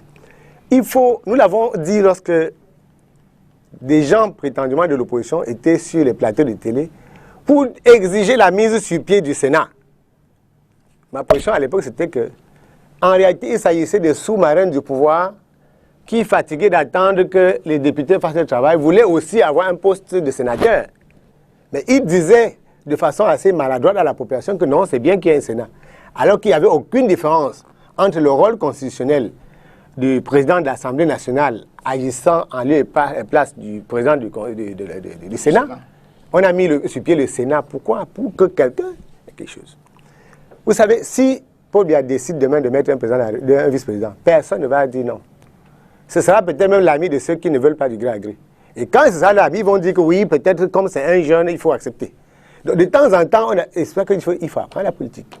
Lorsqu'on agit sur le champ politique pour transformer une société comme le Cameroun, toutes ces questions périphériques, toutes ces questions d'ego ne se posent pas. Parce que lorsque les questions d'ego, les questions liées au messianisme, notre camarade du MRC a dit que Paul Biya avait plus de 80 ans. Le président du MRC, par exemple, aura bientôt 80 ans aussi. Il aura bientôt 80 ans. Est-ce que dans quelques années, parce qu'en 2025, il y a une élection, je crois. En 2025, le président du MRC aura quel âge? Est-ce que les membres du MRC sont prêts demain à dire non, notre président, il est déjà proche de 80 ans, s'il prend le pouvoir, il aura 82 ans avant. Est-ce que ce n'est pas important? Ce qui est important dans une société comme le Cameroun, ce n'est pas l'âge du président. Et là, je suis content que, je dis que quand il a pris la question là, c'est pour dire que c'est pour justifier le fait qu'on s'interroge quand même sur ce qui peut se passer quand le dirigeant a déjà un certain âge. Vous terminez, Denis Kobo. Alors, la réponse à ces supputations doit être constitutionnelle dans un État démocratique. C'est-à-dire que même si le président a 100 ans, est-ce que des mécanismes sont prévus qui pourraient permettre que quelqu'un prenne la relève? Pour le moment, au Cameroun, c'est prévu. Même si un autre pouvoir aurait préféré un autre type de mécanisme. Dans les grandes démocraties, lorsque vous prenez le pouvoir, vous avez un projet politique. Vous arrivez au pouvoir parce que vous avez la majorité. Vous implémentez votre projet politique. Vous changez la Constitution. Si moi j'avais envie de devenir président, la première chose c'est que je change la Constitution. Et je ne peux pas m'offusquer de ce que quand le MSC va prendre le pouvoir, il changera la Constitution. Si le MSC prend le pouvoir, je suis sûr que la première chose à faire, ce sera la modification de la Constitution pour pouvoir mettre en pratique sa politique. Si c'est lui de ceux qui prend le pouvoir, naturellement, mais ces changements-là ne prendront pas les mêmes formes. Pierre-Emmanuel Biam, merci Denis Kobo. Pierre-Emmanuel Biam, avant Cyril Sambaka, absent de toute institution délibérante, c'est-à-dire les deux chambres du Parlement, quelle est justement la marge de manœuvre dont dispose Maurice Kamto pour faire infléchir la situation, pour faire infléchir toute initiative qui pourrait aller dans ce sens-là, ce qu'il redoute? Je savais que cette question allait revenir, parce que c'est l'une des armes que le régime utilise toujours pour nous braquer, ou bien pour nous mettre, pousser à notre retranchement. C'est peut-être l'occasion idéale, oui. L'occasion idéale pour répondre justement. Pour comprendre notre position aujourd'hui, il faut rentrer dans l'histoire. Le 13 juillet 1955, l'administration française qui gouvernait le Cameroun dissout l'Union des populations du Cameroun. Et l'UPC n'est plus officiellement un parti qui peut participer au jeu démocratique du Cameroun. Mais ça n'a pas empêché l'UPC de continuer à lutter pour l'indépendance politique du Cameroun. Parce qu'il faut relever que l'UPC avait 3 objectifs ou 3 challenges qu'elle poursuivait. Le premier challenge qu'elle poursuivait, c'était la révision des accords de tutelle de 1946. Le deuxième challenge, c'était la réunification immédiate et sans condition des deux Cameroun. Et le troisième challenge de l'UPC, c'était la fixation d'un délai pour l'indépendance du Cameroun. Ils ont donné 10 ans à cette période-là, lorsque ça a été créé en 1948. Nous avons des objectifs au MRC. L'ANC, en Afrique du Sud, avait des objectifs. L'ANC avait des objectifs. En 1960, l'ANC a été déclarée comme une organisation hors la loi par le gouvernement de l'apartheid en Afrique du Sud. Et ça a été légalisé à nouveau, donc autorisé à agir dans le jeu politique en janvier 1990. Donc pendant 30 ans, l'ANC a été absent à toute forme d'élection en Afrique du Sud. Mais cela n'a pas empêché l'ANC de continuer à lutter. Nous avons nos objectifs. C'est vrai, je suis d'accord que les uns et les autres, même au sein du parti, des gens aient voulu être des maires. Ça, c'est tout bénef. Les gens aient voulu être des députés. Ça, c'est tout bénef. Mais je vous assure que du moment où l'intérêt du parti prime sur les intérêts individuels, qui est d'ailleurs un intérêt collectif, nous pensons que nous devons continuer à lutter. Même si aujourd'hui nous n'avons pas de représentants à l'Assemblée nationale, nous n'avons pas de représentants dans les mairies. Mais est-ce que cette lutte peut porter si elle se limite uniquement sur les réseaux sociaux et la presse? Celle de l'UPC a porté. L'UPC n'était pas un parti, à partir de 1955, qui était autorisé à participer au jeu électoral. Le parti d'Aïdjo avait participé, les partis de son propre président et d'autres partis n'ont pas été dissous comme l'UPC. Mais, à la fin, le troisième objectif, le deuxième objectif, la réunification immédiate, a été faite en 1961. Le deuxième objectif, le troisième objectif, l'indépendance du Cameroun, a été déclaré, du moins politique, entre guillemets. Ça veut dire que l'UPC a atteint ses objectifs sans avoir un élu. Pourquoi les gens s'inquiètent du fait que le MRC, n'ayant pas d'élu, ne peut pas créer un rapport de force et impacter positivement la révision de la Constitution, la révision peut-être, Monsieur Biyan, peut-être également que c'est le moment, c'est l'occasion d'éclaircir également cette phrase du professeur Maurice Kamto qui dit « Tenez-vous prêts, mes chers compatriotes, afin qu'ensemble nous engagions la phase ultime de la lutte pour la libération du Cameroun et l'avènement de la démocratie dans la vie politique de notre pays. » Comment est-ce qu'il faut interpréter cette phrase-là? Pour comprendre, il faut comprendre d'abord la situation sociale du Cameroun. Tout à l'heure, nous étions en train de parler du décès, la disparition, je ne sais pas comment qualifier ça, du drame qui s'est produit avec le journaliste Samuel Ouazizi. Je suivais sur une chaîne de la place quelqu'un qui a dit, et je vais vous donner l'identité de la personne maintenant après, son identité. La personne a dit, elle était interviewée, et elle a dit, je ne comprends pas l'attitude des journalistes. Le président, je l'ai vu à la télé, il a fait ce qu'il avait à faire. Il a annoncé et condamné, jugé de mensonge, la version des faits du gouvernement camerounais par rapport au décès de ce journaliste. Mais la personne dit, je suis indigné parce que je ne comprends pas la réaction de ses confrères journalistes. On dirait que comme on dit au quartier, on a bouffé le cœur des Camerounais dans la sorcellerie. Qu'un tel drame se produise et personne ne soit même capable de manifester le mécontentement et de dire plus jamais ça. La personne qui parlait a fini par dire que était un mototaxman. Et il a dit, nous sommes le mototaxman. Et ça, vous avez déjà vu un seul jour, lorsqu'on cogne un mototaxman ou un accident se produit contre un mototaxman, vous voyez souvent comment on se mobilise. Pour revenir dire que, qu'est-ce qui s'est passé au Cameroun? Moi je suis un petit-fils de maquisards, comme on les appelait à l'époque. Aujourd'hui, on nous appelle les talibans. heureusement ou curieusement, coïncidence de l'histoire. Hier, l'UPC qu'on a dissoute et qui a continué à lutter et dont les objectifs ont été atteints quelques années plus tard, on les a traités de maquisards. Aujourd'hui, nous sommes dans la lutte, on nous traite de talibans.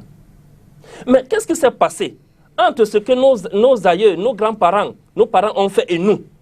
Le cordon ombilical a-t-il été coupé? Ce sang qui circulait dans nos veines et qui nous amenait à revendiquer ce qui nous revient de droit. Vous pensez que, comme certains disent de part et d'autre, réellement, si le président Paul Biya, avec son régime, veut à nouveau engager le gré à gré au Cameroun, la position du MRC est claire. Je dis claire. Nous n'allons pas laisser cela prospérer. Ça, c'est notre position. On ne peut plus continuer à tourner à rond et à faire comme si... Mais moi, je ne suis pas, du moins, nous, au MRC, nous ne sommes pas du lot de ceux qui ont été exorcisés et qui sont sous une domination quelconque, je ne sais pas, Missir ou quoi. Ce n'est pas possible. Il faut que les gens se réveillent quand même. Merci Pierre-Emmanuel Biyam. Cyril Sambaka, Denis Kobo le disait tout à l'heure, vous êtes un vieil acteur politique. Pensez-vous que le MRC, sans présence, absent du Parlement, que le MRC puisse avoir les moyens justement d'empêcher que ne se réalise ce que craint finalement le professeur Maurice Kamto? Et même si le MRC était au Parlement, est-ce qu'il aurait eu les moyens d'empêcher que ne se réalisent justement ces craintes du professeur Maurice Kamto? Telle que la situation politique se présente aujourd'hui, l'opposition est dans de très mauvais draps. L'opposition est dans de très mauvais draps parce que l'opposition n'a pas su installer d'abord le b.a.-ba de la politique. Vous voyez, quand je vous dis tout à l'heure que nous n'avons pas un statut de l'opposition au Cameroun, ça semble ne rien dire à personne. Mais c'est par là qu'on sait si un pays est dans la démocratie et dans le pluralisme. Quand vous voyez, on vous dit que le code électoral n'est pas bon, le processus électoral n'est pas bon. Nous avons un code électoral alternatif qui a été fait par les partis politiques et la société civile, qui est bon. Mais personne ne veut en parler. Chacun dit, on va aller faire, ça existe. Nous avons travaillé dessus. Le SDF a travaillé dessus, plusieurs partis politiques, on a fait venir les experts. Nous avons travaillé dessus et c'est sorti. Maintenant, c'est un outil. Si on le place là, on dit voici le nouveau code avec ses amendements, vous pouvez être sûr qu'il est consensuel. Maintenant, s'il y a des nouveaux qui sont arrivés dans l'arène politique, ils doivent d'abord prendre connaissance de ce qui existe. C'est ce que moi, je n'arrive pas à comprendre. Ils doivent prendre d'abord connaissance de ce qui existe. Quand ils ont pris connaissance de ce qui existe, ils ont des choses à proposer qu'ils proposent. Est-ce que vous faites le reproche au MRC de n'avoir justement pas... Mais est-ce que c'est seulement le MRC?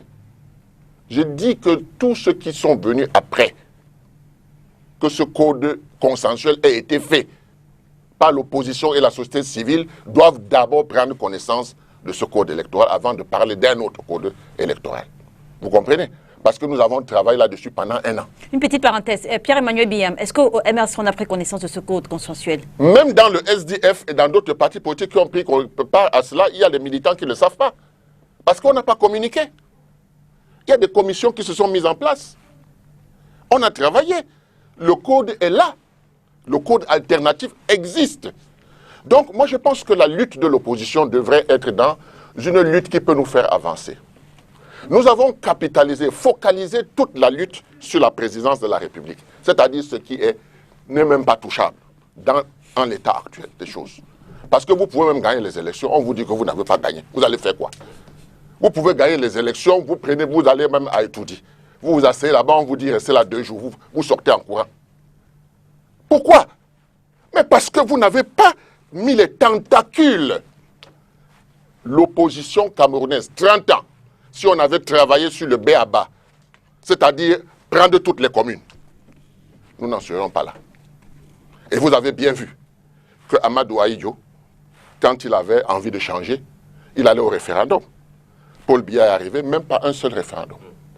Donc tous les intellectuels, professeurs qu'il a remplis là, ont dit non, c'est même pas la peine de consulter le peuple. Le peuple a encore été banalisé, à telle enseigne que ce n'est que par l'Assemblée nationale que tout passe. Alors allez dire aux gens de ne pas voter le RDPC, de voter l'opposition. Mais le RDPC et l'administration vont tout faire pour garder l'Assemblée nationale. Parce qu'ils n'auront pas besoin de demander l'avis des populations. Le référendum, ce n'est pas leur affaire. Vous pouvez me dire depuis combien de décennies on n'a pas pu faire de référendum au Cameroun.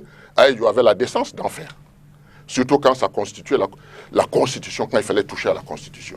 Là, ils ont trouvé le chemin rapide. Ils sont allés à l'école pour ça. Pour trouver le chemin rapide pour ne pas avoir affaire au peuple. L'Assemblée nationale. Qu'est-ce qu'on fait? On blinde le chemin de l'Assemblée nationale. Personne ne peut avoir droit de là-dedans, sauf si vous avez transpiré. Et vous avez transpiré à grosses gouttes. Vous comprenez? Maintenant, ils ont garanti cette Assemblée nationale. Vous dites que l'opposition va faire quoi? Nous n'avons rien à faire que de former les citoyens, de les émanciper, de prendre les communes. La politique, c'est une course de fond. Mettons l'alternance aujourd'hui ou dans 30 ans. Il faut insérer ça dans sa tête. Nous devons prendre toutes les communes. Nous devons nous battre pour la décentralisation. C'est ça qui va permettre que le peuple puisse participer à l'émancipation et à l'élaboration d'une politique qui puisse permettre que les gens se sentent à l'aise. Et vous allez vous rendre compte que l'exode rural va s'arrêter. Douala et Yaoundé ne vont pas avoir tout ce monde-là qui n'a rien à faire. Et parce qu'il n'a rien à faire, parce que Sambaka est venu à Douala, alors son frère du village, quand il arrive, la première chose à faire, Sambaka, je suis là, je n'ai pas de travail. Et moi, je dis, oh voilà mon frère du village, je le prends. Après, on va dire qu'il y a le tribalisme. On a créé des conditions du tribalisme. On a créé les conditions du tribalisme quand nous, on était jeunes ici. Tous les gars comment on appelle, la mairie et tout ça là, c'était des autochtones. Parce qu'eux, ils sont chez eux. Ils ne peuvent pas aller ailleurs. Vous comprenez? Même dans les entreprises, on les prenait. Au port, etc. Les doigts là, on les prenait. Aujourd'hui, ils sont au quartier. La politique a changé. Et vous voulez qu'on accepte ça? Je dis non, il faut rentrer donc à la décentralisation, la vraie décentralisation, qui met en exergue les communes. Ces communes-là vont devenir des points de développement, d'ancrage de développement pour le futur. Et si, demain, nous avons une bonne constitution et que le président de la République est élu, après 20 ans, où est le problème? Le problème, c'est les populations.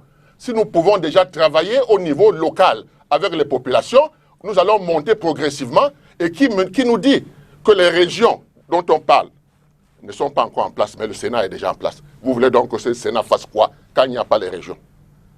Donc vous voyez un peu comment le RDPC a pris des cerveaux, des professeurs d'université pour réfléchir comment aliéner. Et nous, on veut émanciper. Donc voilà le fondamental. Le professeur Raymond Bilo souhaite réagir. Oui, mais je me rends compte que l'honorable Sambaka a compris beaucoup de choses. Dans une république, le gouvernement camerounais veut aider les populations camerounaises. Si vous voulez changer les textes qui régulent la République, vous devez contrôler l'Assemblée nationale et le Sénat. L'honorable Sambaka l'a compris. Le MRC ne l'a pas compris. Vous ne changez pas les textes de la République en restant en marge des endroits où on parle de la République et en priant le Seigneur pour que une insurrection ou une révolution envoie le peuple faire ce que vous avez été incapable de faire. Puisque le MRC a délibérément refusé de représenter le peuple, soit à l'Assemblée nationale, soit au Sénat, soit dans les collectivités territoriales décentralisées. Là où je ne suis pas d'accord avec l'honorable Sambaka, c'est quand il dit que le président Paul Biya passe toujours par l'Assemblée. Mais c'est une voie constitutionnellement reconnue, C'est ce que je dis. même dans les vieilles démocraties. Oui. Parce que Thomas Hobbes disait que Il n'y a que les professeurs d'université qui sont venus voir ça. le Après, il y a des référendums. peuple est souverain. Le peuple est souverain. Maintenant, le peuple élit le président de la République. Et c'est pour ça qu'on dit que le président de la République est le représentant souverain. Parce qu'il est le représentant du peuple souverain. L'honorable Sambaka sait très bien que le député à l'Assemblée nationale, le sénateur, représente aussi le peuple. Donc, dans une certaine mesure, ce sont des représentants souverains. Maintenant, dans toute démocratie, il faut prendre des dispositions légales pour se faire représenter à l'Assemblée nationale, au Sénat et dans les collectivités territoriales décentralisées. Quand vous êtes à ces endroits-là, vous pouvez changer les choses. Le MRC aurait-il pu changer les choses s'il avait été à l'Assemblée nationale et au Sénat en 2020? Écoutez, il faut être objectif. Il n'aurait peut-être pas pu changer les choses en 2020, mais avec la politique des petits pas, ils auraient pu entrer à l'Assemblée nationale cette année, entrer au Sénat, et puis dans 20 ans, avoir plus de sénateurs et plus de députés. Le SDF y est depuis plusieurs années. Le SDF y est depuis plusieurs années déjà. Qu'est-ce qu'il a pu obtenir? Mais non, ce n'est pas comme ça qu'il faut raisonner. Il y a beaucoup de choses qui se sont passées au cours de l'histoire du Cameroun. L'influence du SDF s'est effritée comme peau de chagrin, en partie à cause du fait que le SDF lui-même a été tributaire de sa propre mort. Bon, laissons le SDF. Mais aussi en partie du fait que le système a été extrêmement difficile. Ça, tout le monde peut le reconnaître. Mais le SDF ne peut pas être innocent au sujet de ce qui lui est arrivé. Vous voyez? Parce que quand vous avez 22 députés et 20 ans après, vous vous êtes réduit à avoir 5 députés, vous ne pouvez pas dire que c'est parce que c'est le pouvoir en place qui vous a empêché d'évoluer. C'est parce que c'est le pouvoir en place qui vous a mis les bâtons dans les roues. Vous devez vous-même vous regarder dans le miroir. Qu'est-ce que le SDF a fait pour consolider son pouvoir sur le terrain? Est-ce que le SDF a toujours Laissons le SDF. Laissons le SDF. Oui. Oui, laissons le SDF. Et donc, ce qui s'applique au SDF va s'appliquer à d'autres partis. Parce que quand on voit ce qui est en train de se passer dans l'UDC, si l'UDC ne règle pas de manière adéquate la succession en Damjoya, l'UDC va être confronté au même problème. Et on va encore dire que c'est le RDPC qui a contribué à la mort progressive de l'UDC. Beaucoup de problèmes auxquels les partis politiques sont confrontés sont dus au fait d'abord à la gestion interne des partis politiques. Regardez tous les dirigeants du SDF qui sont partis. Mouna est parti, Maïdadi Sadou est parti, Kawala est parti. Tous ces gens-là sont allés former des partis politiques. Kwemo est parti. Aujourd'hui, il est député à l'Assemblée nationale. Il a 3 ou 4 mairies dans le Honkam. Ce sont des forces endogènes du SDF que le SDF n'a pas pu conserver. Et je peux vous garantir que ça va arriver à d'autres partis. Et ce n'est pas simplement du fait du RDPC. C'est du fait de la manière dont ces partis gèrent leurs propres contradictions internes. Et quand on est objectif, on peut le reconnaître. Denis Kobo, allez-y. Non, je ne suis pas objectif. En 2018, Non, au contraire, je n'ai pas dit. avant la présidentielle, je crois qu'on était sur ce plateau et on essayait de dire à aux candidats de l'opposition qui étaient en lice à l'époque, que tout ce qu'il faisait, il y avait un gros discours qui a été construit pour montrer que Pobia est battable avec ses propres lois. Il leur disait que vous voulez passer dans le trou d'une aiguille. Dire que non, on est en train de jouer le jeu du pouvoir. Alors, les élections présidentielles se sont déroulées, on a vu le résultat. Ceux qui ont dit qu'on va battre Biya avec ses propres lois ont changé de discours. Ce qu'on réussit quand même à faire, c'est que, vous savez, je ne sais pas si il y a beaucoup pensent et savent que la foule est un mouton.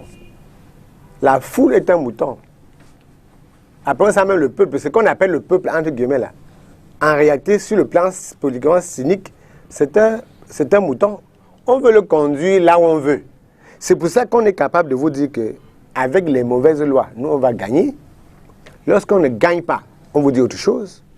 Quelques mois après, on vous dit qu'on ne va pas aller aux élections municipales et législatives. J'ai vu l'initiative Survival dont notre frère du MRC a parlé tout à l'heure. Ça a été quelque chose de... C'était une excellente idée. Et moi, en connaissant, étant au contact de la base tous les jours, la seule chose qui a manqué au MRC pour développer une politique alternative, c'était une seule commune. Parce que ce qu'on vous dit aujourd'hui, c'est que vous ne pouvez pas aller distribuer les masques sur le terrain parce que vous n'êtes... si c'était le MRC, on dit vous n'avez pas de personnalité juridique. Si le MRC avait des mairies modèles, il a parlé de l'effritement de l'aura du SDF. Le SDF a eu les grandes communes du Cameroun, Konsamba. Le SDF a eu les grandes communes de Douala, où le peuple a pu voir en réalité que c'était les anciens hauts commis du RDPC qui ont pris la tête de ces mairies et faisaient exactement ce que les maires RDPC faisaient. C'est pour ça qu'on ne peut pas choisir la photocopie alors qu'il y a l'original. À supposer que le MRC, parce que moi j'ai des amis qui étaient candidats aux élections municipales législatives, ils ont décidé de ne pas se présenter parce qu'ils savaient que le MRC raflairait tout à Douala. C'est à la dernière minute, il y en a qui ont utilisé des méthodes assez cavalières pour se pointer candidat parce qu'ils ont vu que le MRC n'est pas là. Si le MRC avait 3 mairies modèles à Douala, 3 mairies modèles, pour dire, ok, nous ne sommes pas... Ils auraient pu dire, nous on ne participe qu'à Douala. Et notre objectif, c'est d'avoir des communes modèles pour montrer aux autres comment est-ce que le peuple peut participer au développement à la base. S'il y avait un tel dispositif, par exemple les masques, la prévention du Covid, on devait voir qu'il y a une autre façon de faire. Mais quand vous n'avez pas de vitrine pour exposer cela, ce n'est pas possible.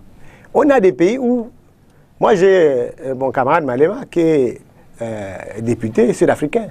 À lui tout seul, il tient un parlement. Il n'a pas besoin de majorité.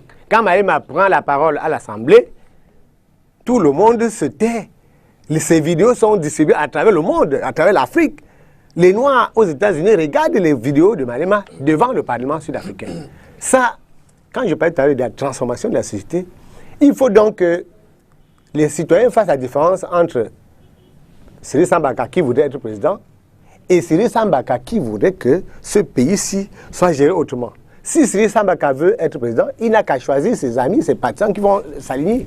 Je peux ne pas épouser le combat de Sambaka pour être président, et là je ne veux pas qu'il soit président, mais je veux que Sambaka soit le maire de la ville de Douala, qu'il soit le maire de Douala premier ou de Douala deuxième parce que j'y vis. Terminé, Denis Kobo. Il faut qu'on aille vers là. Et il y a en face, le RDPC se fout de les mains, avec toute la machine, se fout de les mains quand ils entendent les opposants parler. Parce que les gens ont pensé qu'être opposant, c'est une profession. Être opposant, c'est une position immédiate. C'est faux. Et là, je vais juste me répéter. Si le MRC avait gagné les élections en février, le MRC serait au pouvoir. Et le RDPC serait dans l'opposition. Donc, que personne n'aille sur un plateau de télévision ou sur les réseaux sociaux dire c'est moi, je suis le plus grand opposant. Être le plus grand opposant par rapport à qui? On est opposant dans une position qui correspond aux résultats on va sortir de ce sujet avec cette question à laquelle vous allez tous répondre. Il y a cette partie justement du discours du 1er juin qui alimente également la polémique. Le président du MRC appelle les Camerounais à s'inscrire sur les listes électorales. On va commencer par vous, monsieur Pierre-Emmanuel Biam. Est-ce compatible avec l'idée du boycott? Il faut relever que le MRC reste constant dans sa démarche et dans sa lutte politique. Nous n'avons jamais changé de registre. Personnellement, j'ai assisté avant les élections locales de février 2020, au moins 1 an ou 6 mois avant. J'ai assisté personnellement à plus de 40 reprises où nous sommes allés chercher les responsables de l'ECAM de Abounam Sadi, les amener dans nos localités où nous avons des représentations en termes de fédération communale et fédération départementale pour les inscriptions sur les listes électorales. Donc le MRC est dans la dynamique d'inscrire les gens sur les listes électorales. Nous sommes un parti républicain. Ce n'est pas une contradiction. Alors, raison pour laquelle nous interpellons le régime de ce qu'il y a urgence de réviser le code électoral pour un code électoral consensuel. Tout à l'heure, je vais dire juste quelque chose en 30 secondes, 1 minute, sur ce que le professeur a dit concernant les mairies et autres. Depuis 30 ans, l'opposition camerounaise a eu des mairies. L'opposition camerounaise a eu des députés. Il y a même eu des sessions où on aurait pu renverser la situation en 92 à l'Assemblée nationale. On a vu comment le régime, sous la houlette de son champion, le président Paul Biya, a réussi à à déjouer. Le problème du Cameroun aujourd'hui, avec le leadership qui nous dirige et qui n'arrive pas à assumer le minimum du bien-être social au Camerounais, n'est pas celui de la représentation au niveau de l'Assemblée nationale ou bien au niveau des collectivités territoriales décentralisées. Ce n'est pas là le problème. Le problème est ailleurs. Et c'est ça, c'est ce problème ailleurs, c'est là où nous nous attaquons. Ce n'est pas à ce niveau-là. Cyril Sambaka, sur la même question, appelez les Camerounais. Merci Pierre Biya. En une minute, appelez les Camerounais à s'inscrire sur les listes électorales. C'est une bonne chose parce que tant qu'il n'y a pas une autre alternative qui peut faire avancer la démocratie, s'inscrire sur les listes électorales, c'est le b.a.-ba. Si les Camerounais s'inscrivaient sur le b.a.-ba, ils auraient compris qu'il fallait mettre des masques. Si on a plein de Camerounais qui ne mettent pas de masques, c'est parce qu'ils n'arrivent pas à comprendre qu'on est dans une dynamique où il faut avancer. Donc il faut aller s'inscrire sur les listes électorales, c'est tout à fait normal. Maintenant, le seul problème que j'ai, c'est que nous ne pouvons pas, le peuple camerounais ne peut pas passer son temps à faire des rois. Le peuple camerounais doit penser à lui-même d'abord. Parce que c'est du peuple que vient la souveraineté, qu'on transfère à ces différentes personnes. Donc le peuple camerounais se retrouve avec des dirigeants qui peuvent contrôler, qui peuvent sanctionner dans les communes. C'est là où je ne suis pas d'accord avec lui. Pour lui dire que, aussi vrai on peut faire le combat du sommet, si on oublie le combat de la base, après 30 années, on va se retrouver là où on se retrouve. C'est-à-dire, le parti au pouvoir continue à contrôler les communes, plus de du moins 300 communes. Il a une obésité à l'Assemblée nationale, au Sénat. C'est pourquoi? C'est parce qu'on a focalisé tout. Et c'est pour cette raison que je termine en vous disant que moi, quand je vous dis qu'à l'UDC, par exemple, je vais présenter ma candidature pour le prochain, oui, j'attends apporter des réformes. Les réformes du style d'une convention à une autre, on va faire 6 ans.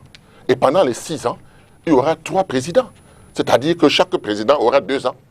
Et quand il sort d'une région, le prochain président sortira d'une autre région. Il faut qu'on tienne compte des problèmes qui nous ont bloqués. Et aujourd'hui, le fondateur de ce parti, Adamou Damdioua, ne vit plus. Qu'est-ce qui sera formidable pour nous? Ce serait de pouvoir traduire dans les faits la politique qu'il a menée. Avant, il était partie prenante. Il était candidat. Aujourd'hui, il n'est plus candidat. Nous voyons donc la quintessence de toute la doctrine, n'est-ce pas, et toute la vision qu'il a fait. Heureusement, il écrivait beaucoup. Il faut que nous puissions adapter ça à la donne. Parce que les Camerounais ne verront que l'UDC que dans le Noun si les écrits et si les œuvres du docteur Adamou Damdioua ne sont pas mises en exergue. Alors nous allons prendre le temps de le faire. Professeur Edmond Biloa, appeler les Camerounais à s'inscrire sur les listes électorales quand on promeut également l'idée du boycott à côté, est-ce que c'est logique? Est-ce que c'est cohérent? C'est une contradiction. Mais le RDPC travaille beaucoup à faire inscrire les gens sur les listes électorales. Le MRC est coutumier de... En quoi c'est une contradiction? Le MRC est coutumier de contradiction. Ils ne vont pas aux élections. Ils demandent aux gens d'aller s'inscrire sur les listes électorales. C'est une très bonne chose. Si les Camerounais s'inscrivent sur les listes électorales pour élire le RDPC, ça nous arrange. Mais est-ce que la finalité, ce n'est pas jouer justement sur le taux d'abstention à la fin? Je voudrais aussi dire que le MRC, si vous avez l'intention de briguer la présidence de la République, il faut respecter celui qui est à la présidence de la République en ce moment. Dans toutes les grandes démocraties, quand le président de la République s'adresse à la nation, dans une adresse à la nation, aucun autre homme politique ne prend la parole ce jour-là. Vous pouvez vous renseigner partout, aux États-Unis, en France, en Allemagne. On attend que le président de la République en fonction s'adresse à la nation et après, les autres hommes politiques peuvent prendre la parole.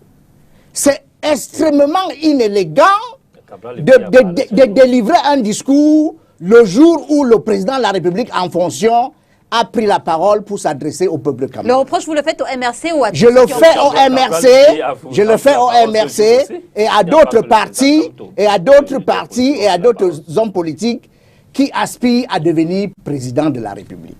Ce n'est pas élégant et ce n'est pas bon pour l'image du Cameroun. Denis Kouébou. Il y a un internaute... Sur la cohérence ou non, oui.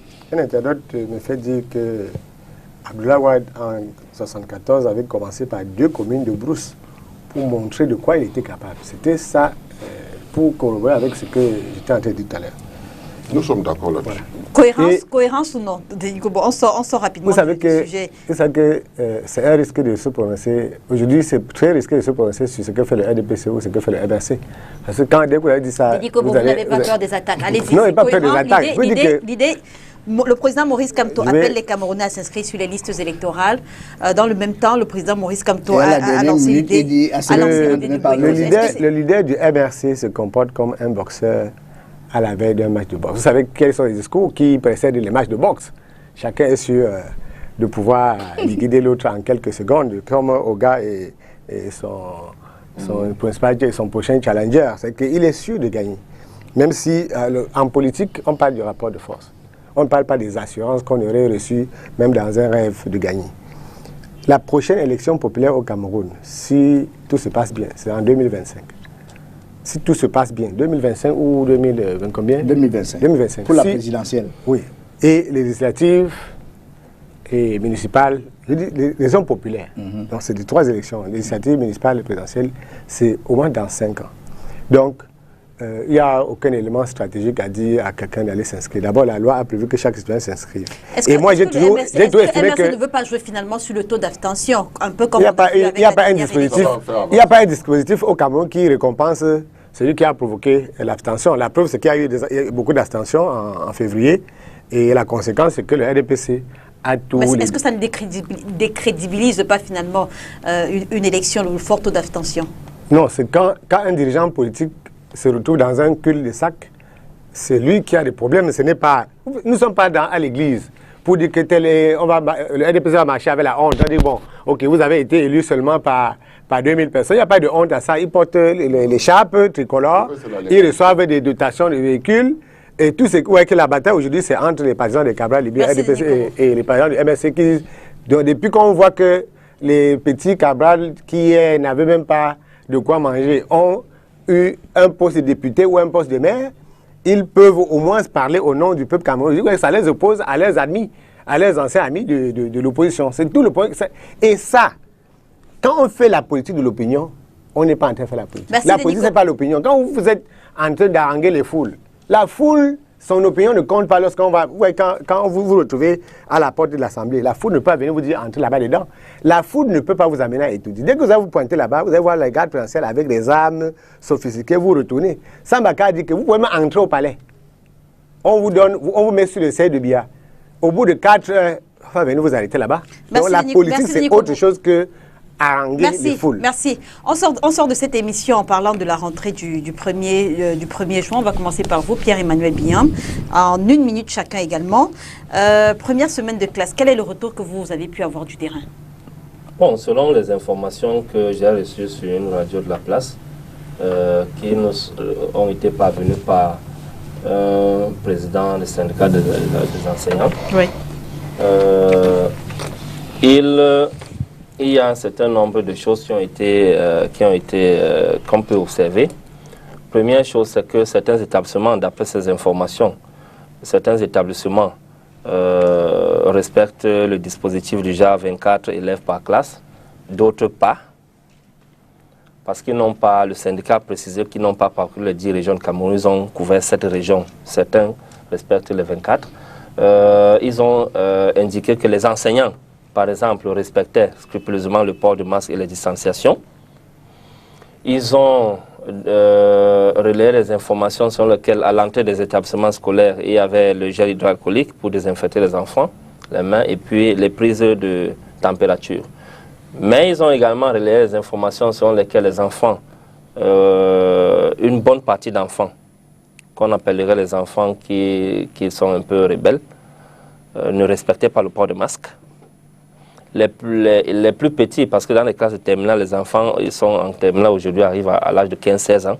Les plus petits également avaient du mal à garder leur masque. J'ai par exemple ma nièce qui m'a dit que ses camarades, elle a remarqué que ses camarades de lundi à vendredi ont utilisé pour la plupart un seul masque. Ça a tellement vieilli. Et d'autres informations montrent que en allant à l'école et en retournant, ce circuit n'a pas été très bien balisé, c'est-à-dire les enfants qui bâchent encore sur les motos avec des civils et des personnes adultes, des enfants qui se serrent encore dans des taxis. Donc, les enfants peuvent échapper à être contaminés au niveau de l'enceinte de l'établissement, mais sur le circuit qui les mène à l'école, sur la même question. Sur la même question. Dieu protège le Cameroun. Dieu protège le Cameroun parce que, si je le dis, c'est avec beaucoup de peine. Parce que les solutions sont tellement faciles. Moi, j'ai toujours dit que ce n'est pas les préfets, les sous-préfets, les gouverneurs qui vont régler les problèmes des populations. Les préfets, ils sont là pour contrôler les élus. Quand je vois ce qui se passe aujourd'hui avec les rentrées scolaires, ce sont les maires qui sont en train de se battre, les élus qui sont en train de se battre chacun dans son coin. Vous voyez? Parce que comment ça a commencé cette histoire? Il faut le dire. Les ministres mettaient des camions avec des vivres et tout pour leur propre village. Et comme tous les villages n'ont pas de ministres, ça créait une confusion terrible. Et le chef de l'État a donné les dons. Il y en a qui sont arrivés avec un seau. Et quand on fait le calcul, on se rend compte que l'argent a été détourné. Vous vous rendez compte? Donc, pourquoi est-ce que je dis cela? Je dis cela parce que dans cette pandémie, tout ce qui a pu sauver des vies, c'est quand on a commencé à décentraliser. C'est-à-dire que cette histoire de décentralisation va nous rattraper à tout ce que nous allons faire. Ce pays doit être un pays décentralisé. Ce pays a été un pays fédéraliste, n'est-ce pas? Où il y avait une forte centralisation du côté francophone, dans l'État fédéral, et du côté anglophone, il y avait la décentralisation. Et c'est pour ça qu'eux, ils pleurent. Et c'est pour cette raison que j'ai dit, avec la pandémie, nous avons vu que tout ce qui a pu porter, c'est quand les élus, les maires sont descendus sur le terrain, les députés sont descendus sur le terrain, chacun là où il a été élu, pour donner, pour désinfecter les salles de classe et autres. Mais les préfets, les sous-préfets ne savent pas le faire. Professeur Edmond Biloa, est-ce que le Cameroun n'a pas négligé l'environnement extrascolaire? Pierre-Emmanuel Biam disait que certainement dans le cadre scolaire c'est sécurisé, mais qu'est-ce qu'il en est du trajet entre la maison et l'école? Non, je voudrais d'abord dire que je crois que l'honorable Sambaka devrait le savoir. Le ministre de la décentralisation et du développement local a adressé une correspondance aux préfets et aux sous-préfets dans laquelle il leur disait de demander aux collectivités territoriales décentralisées d'aider les établissements scolaires de leur circonscription à bien préparer la rentrée et à lutter contre le Covid-19. Donc il y a une organisation étatique mise en place par le ministre de la décentralisation et du développement local qui a impliqué les préfets, lesquels ont demandé aux maires d'aider les établissements scolaires de leur circonscription. C'est ce que je précisément là, c'est ce que je dis, et donc, on a vu on que n'a pas besoin de cela. Les maires sont là pour ça. Ils sont venus aider les écoles, les lycées et les universités qui sont localisées dans leur circonscription. Bon, maintenant, vous savez, l'école, c'est quelque chose d'extrêmement vaste. Moi, je ne peux parler que de l'université parce qu'il se trouve que, je passe une partie de ma vie sur le campus universitaire, à Yaoundé 1 où je suis enseignant et à Yaoundé 2 où je suis vice-recteur. Ça s'est globalement bien passé. Dans les deux campus, on a décidé d'abord de commencer par les années qui ont très peu d'étudiants. Donc, on a commencé par les troisième années, les masters et les doctorats. Les premières et les deuxièmes années qui ont des grands effectifs, parce que en histoire, à l'université de Yaoundé 1, la première année seule a près de 6 000 étudiants. On a donc décidé que la première et la deuxième année, on verra ça plus tard. On commence d'abord par les petits effectifs pour voir comment on peut gérer les petits effectifs et quels sont les problèmes auxquels on est confronté quand on gère les petits effectifs et auxquels on sera confronté quand on aura les gros effectifs. C'est la même chose qui a été faite à Yaoundé 2. Est-ce que ça rassure quand même les dispositifs? Oui, les dispositifs est-ce que ça rassure ont été très bien pris pour qu'il y ait des classes de maximum 50 étudiants. Ça rassure également pour la rentrée d'octobre? Oui. Et les étudiants, à l'entrée du campus, ils lavent leurs mains, on leur donne le gel hydroalcoolique. À l'entrée de chaque salle de classe, chaque amphithéâtre, ils lavent les mains, on leur donne le gel hydroalcoolique. Électrique. Non, le gel hydroalcoolique, Et on a donné aux étudiants des masques. On a donné aux étudiants des masques. Merci. Vous savez que le PNUD a offert à Yaoundé 1 des équipements pour la lutte contre Merci, professeur. à la hauteur de 50 millions. Merci, professeur. Et donc, ça a été vraiment bien fait sur les campus universitaires. Le retour. Maintenant, je ne peux pas parler de l'environnement extrascolaire. Le retour que vous avez dit, en 30 secondes, pour qu'on soit pas... Oui. Beaucoup de bonnes choses sont possibles à l'école au Cameroun. Moi, j'ai vraiment fait le pointage. Dans la plupart des lycées, collèges de Douala, tout se passe comme si on pourrait faire mieux. Donc, quand je regarde les dispositions à l'entrée des écoles, à l'intérieur des écoles, c'est très bien. Mes enfants qui y vont... Maintenant, l'environnement extrascolaire. L'environnement extrascolaire, et là, moi, je vais reparler de la déresponsabilisation des Camerounais. Il faut arrêter le chantage qui consiste à demander qu'autrui vienne s'occuper de mes enfants. J'ai toujours eu la charge d'assurer à mes enfants qu'ils se retrouvent à l'école dans de bonnes conditions. Ce n'est pas l'État qui transforme mes enfants pour l'instant. Ce n'est pas l'État qui doit vous dire que l'enfant, au-delà du Covid-19, vous ne pouvez pas continuer d'exposer vos enfants. Il y en a qui veulent avoir les enfants dans les écoles des grands et on transporte les enfants sur 20 km chaque jour. Ça, il faut que les gens s'organisent pour le faire. Notre invitation. Merci, professeur Edmond Biloa. Bon retour sur C'est moi qui vous remercie. Merci à vous, Cyril Sambaka, d'être venu ce En espérant que la décentralisation réelle va se mettre en place. Merci, Pierre-Emmanuel Pignam, d'avoir accepté notre invitation. Mesdames et messieurs, merci de nous avoir suivis. L'émission est rediffusée ce soir lorsqu'il sera 21h. Demain, lundi, lorsqu'il sera 13h30. On se retrouve dimanche prochain sur les antennes de Spectrum Télévision. Si bien sûr Dieu le veut. Bon dimanche à tous. Merci. Merci. Honorable, voici le député du monde.